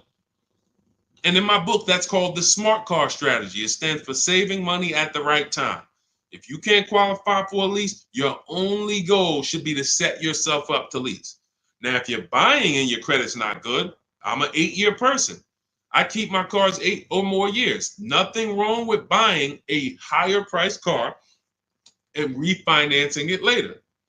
So if you say, hey, I need to get, if you're a long-term person, your goal should be get a great price on the car.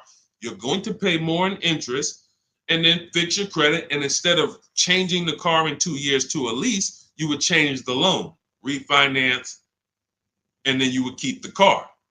So it's depending on long-term versus short-term is everything. That's why in my book, it is step 1. You need to know from the get-go, am I a long-term person, 8+ years, or not? Because that's going to be the foundation we build on. Everything else comes after that.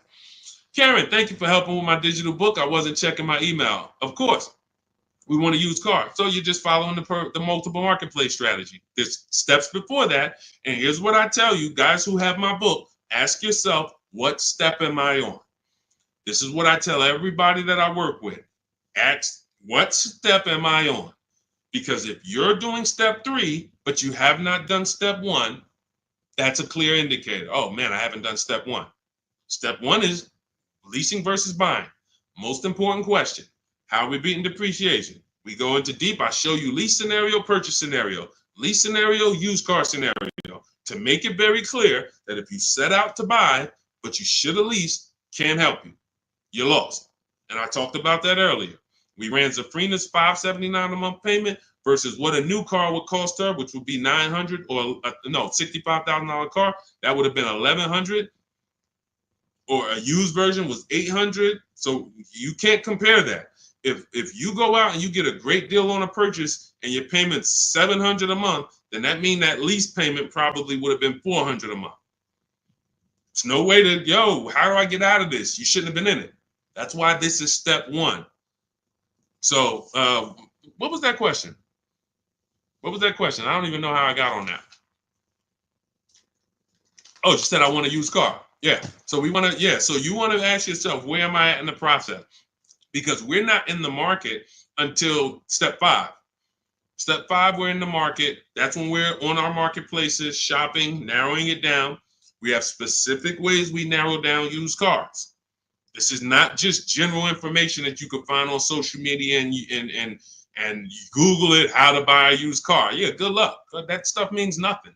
Car salespeople are been watching those blog articles for years saying, okay, this is what they're coming to do. Don't tell them you have a trade-in. Okay, good.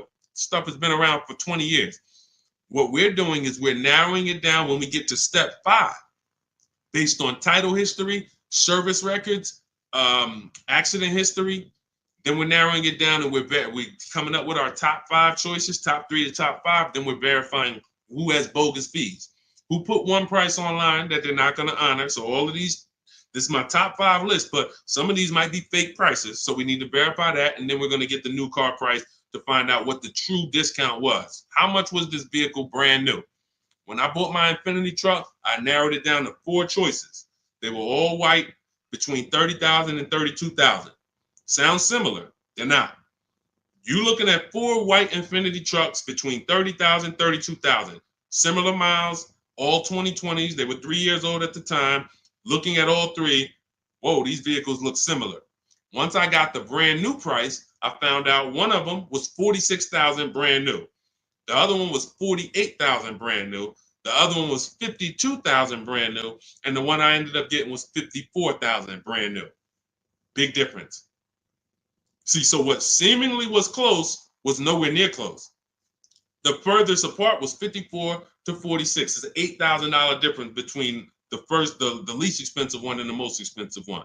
But without the brand new price, you don't know that. You're choosing the wrong vehicle, thinking, oh, I got a good deal. No, the good deal was that other one that you didn't pick because you didn't have the brand new price. So that's step 5. But we got plenty of things we do before that to verify the DNA of the vehicle, check the data. And look, let me be clear. It takes me 90 minutes to buy cars. I'm not putting a system together that takes days. I'm not going to do it. It's not necessary. Choosing your vehicle, that might take you days. Going and looking at cars, test driving, that might take you days. Deciding what you want. We call that shopping. That's a step in my book. Shopping, not buying. That's deciding what you want. But once you know what you want, 90 minutes. Now, first time you use our system, it might take you 2-3 hours because you're just learning. You're overthinking. Haven't trusted our process yet. That's normal. But once you see, wait, this is simple steps. I'm going to websites, putting information here, looking at this. This is stuff a high school kid would do. If I could teach a high school kid to buy a car, it'd be easier than some adults because they don't have to unlearn much. Adults, it's like, hey, but I don't have to go into the dealer. You know, hey, Deshone, I went into the dealer and this is what they said. Deshone, my dealer called me and they said this. Well, when did I tell you to talk to the dealer? I thought you were coming to use our system because you didn't want to talk to the dealers. Yeah, you're right. See, that's overthinking. Now, that doesn't mean you're going to lose because we got a lot. That's how a lot of people come. You're trained to do things one way. You have to unlearn that. But once you see what we do, you're like, man, I can do this again next time. It'll take me 2 hours. I get any car I want in the country, Bentley, Rolls Royce, Corolla. It's going to take me 90 minutes because I'm using the internet. We're emailing. You know, I'm not getting in my car and driving to a dealer. So that's what we need to focus on. I know you have the book. Make sure you're asking yourself, where am I in the process? Start with step 1, just check them off. Step 7 is delivery. So when you check off delivery, you're done. You got your car. All right. Everything that I'm teaching is in my new book. It's called Cars from Home. It's a digital book. It's called Cars from Home, 7 Steps to Saving Time, Money, and Avoiding Dealerships. You can get your copy for 75% off. It's part of my welcome offer. It's normally $97.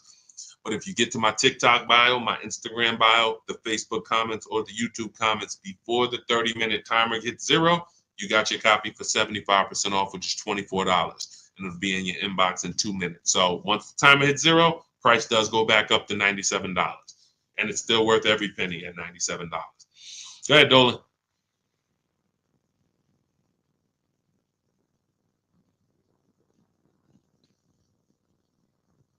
Dolan, you there?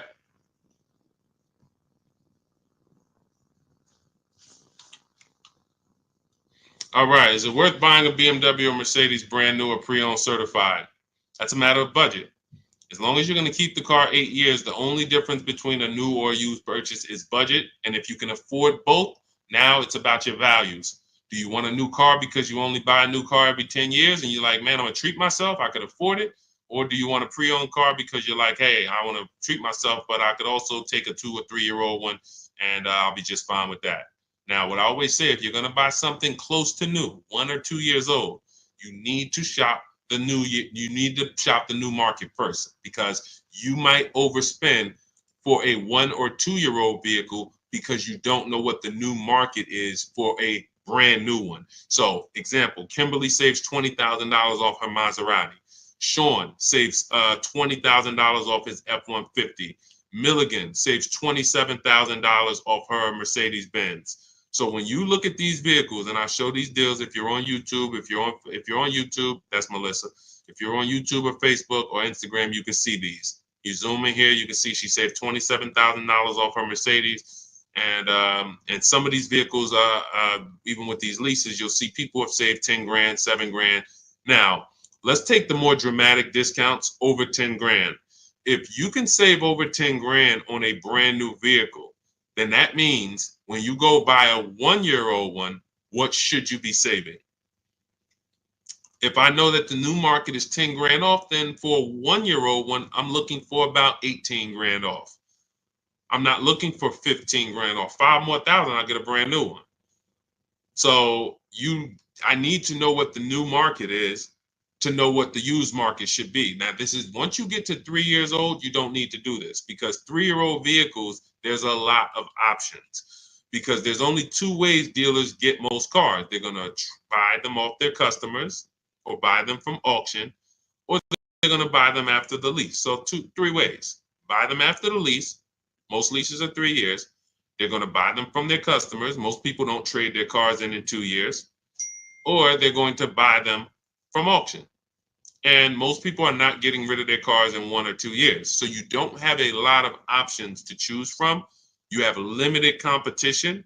And when you have limited competition, you have a high chance of overpaying.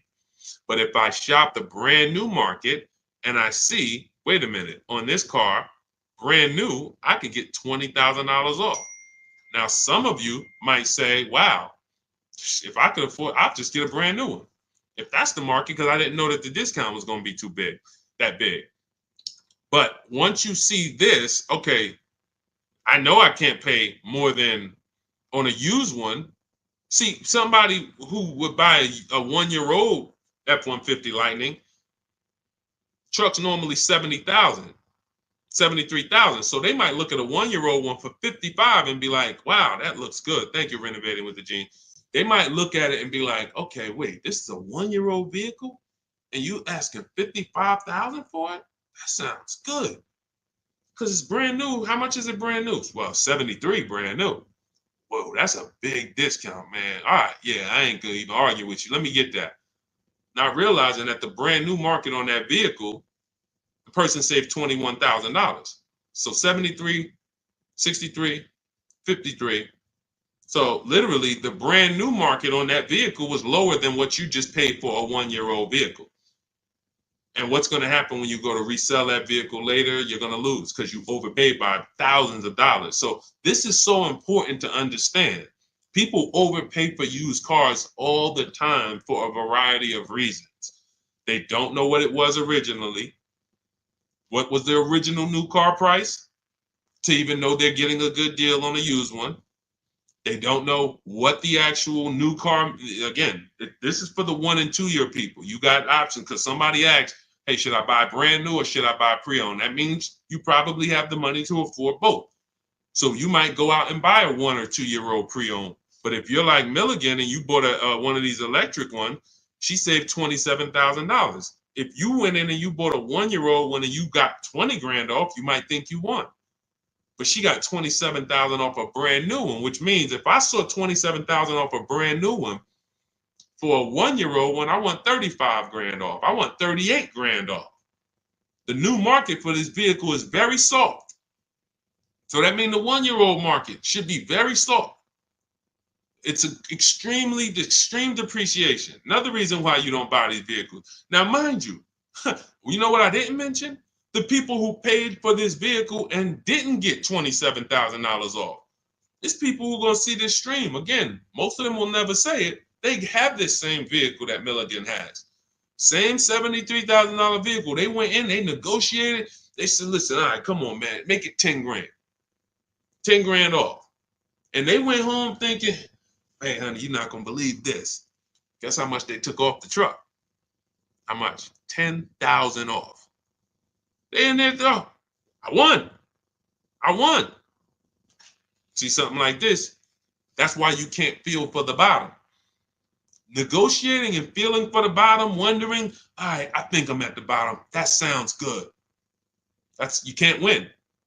In fact, I've showed you multiple ways you can lose huge like that, and people are losing like that. You can't feel for the bottom. You don't know what we have. As the dealers, you don't know what rebates I have. You don't know how many incentives I have. You don't know if the manufacturer sent us extra money because we got to move these vehicles. You don't know any of that. You come in and asking for the invoice. All right, invoice on a $73,000 car, 6.5% markup. All right, invoice is 57, and a good salesman's gonna fight you for invoice. They're not gonna just lay down and give you invoice, even if they sitting on 20,000 in rebates. A good salesman is fighting for every dollar of the commission. So you've been, hey, how they gonna fight? They got 20 more thousand. You telling me they got 20,000 in rebates and they gonna fight me for 1,000? Yes, because it's perception. If they take off $10,000 for you in a heartbeat, you might think, wow, you took off 10,000 a little too fast. This is how salespeople are trained. So I'm telling you, the people who believe it, they're going to win. If you listen to me, you're going to win. If you don't listen, you're going to keep losing. And when I say losing, I mean, show me your car deals. Show me your car deals. That's all I care about. Sean, I'm going to do it my way. Okay, show me your car deals. DM me. Sean, I did it my way. How this look? All right, would you bet me $1,000 I can't find a better deal than this? Would you take the bet? I'm looking at your deal. You did it your way. Yeah, I went in. I negotiated this thing. Okay. Would you bet me $1,000 that I can't find a better deal than this?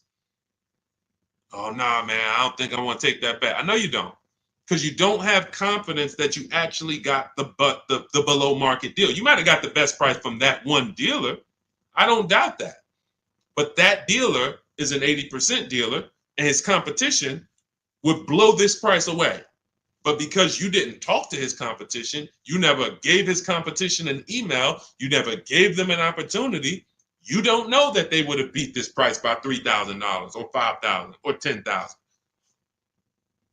That's what we do here. That's what Cars from Home is. That's why our system is called Cars from Home. All our deals, 90% of what we do is from home.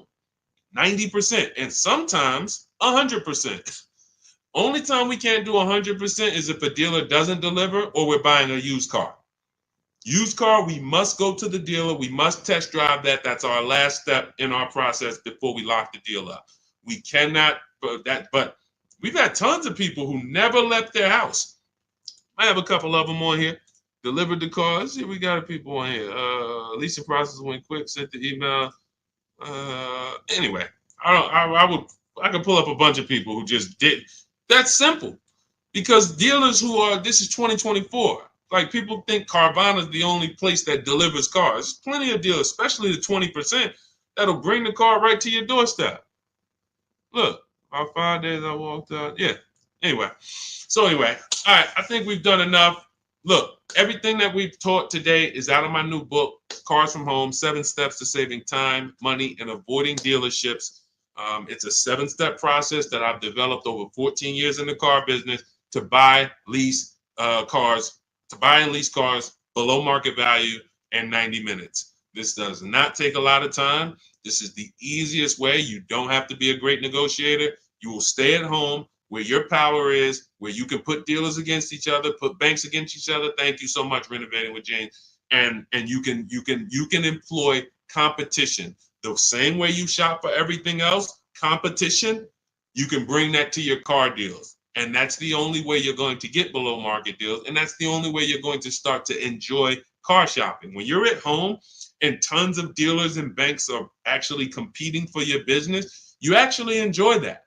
That's why when you see people like Teddy, who said that I will never lease another car any other way. Look, suppose it's a bit wordy. Look at Teddy. You got his BMW 2024 i4 M50, $73,000 vehicle. His best offer was $856 a month, which is a 1.16 lease. His highest offer was $1123 a month from another dealer. His closest dealer, his local BMW dealer, was 97. Where was it? Nine. Look, the dealer closest to me was 986. His closest dealer that he probably drove by and saw the car and said, "Man, all right, I'm gonna work with them one day."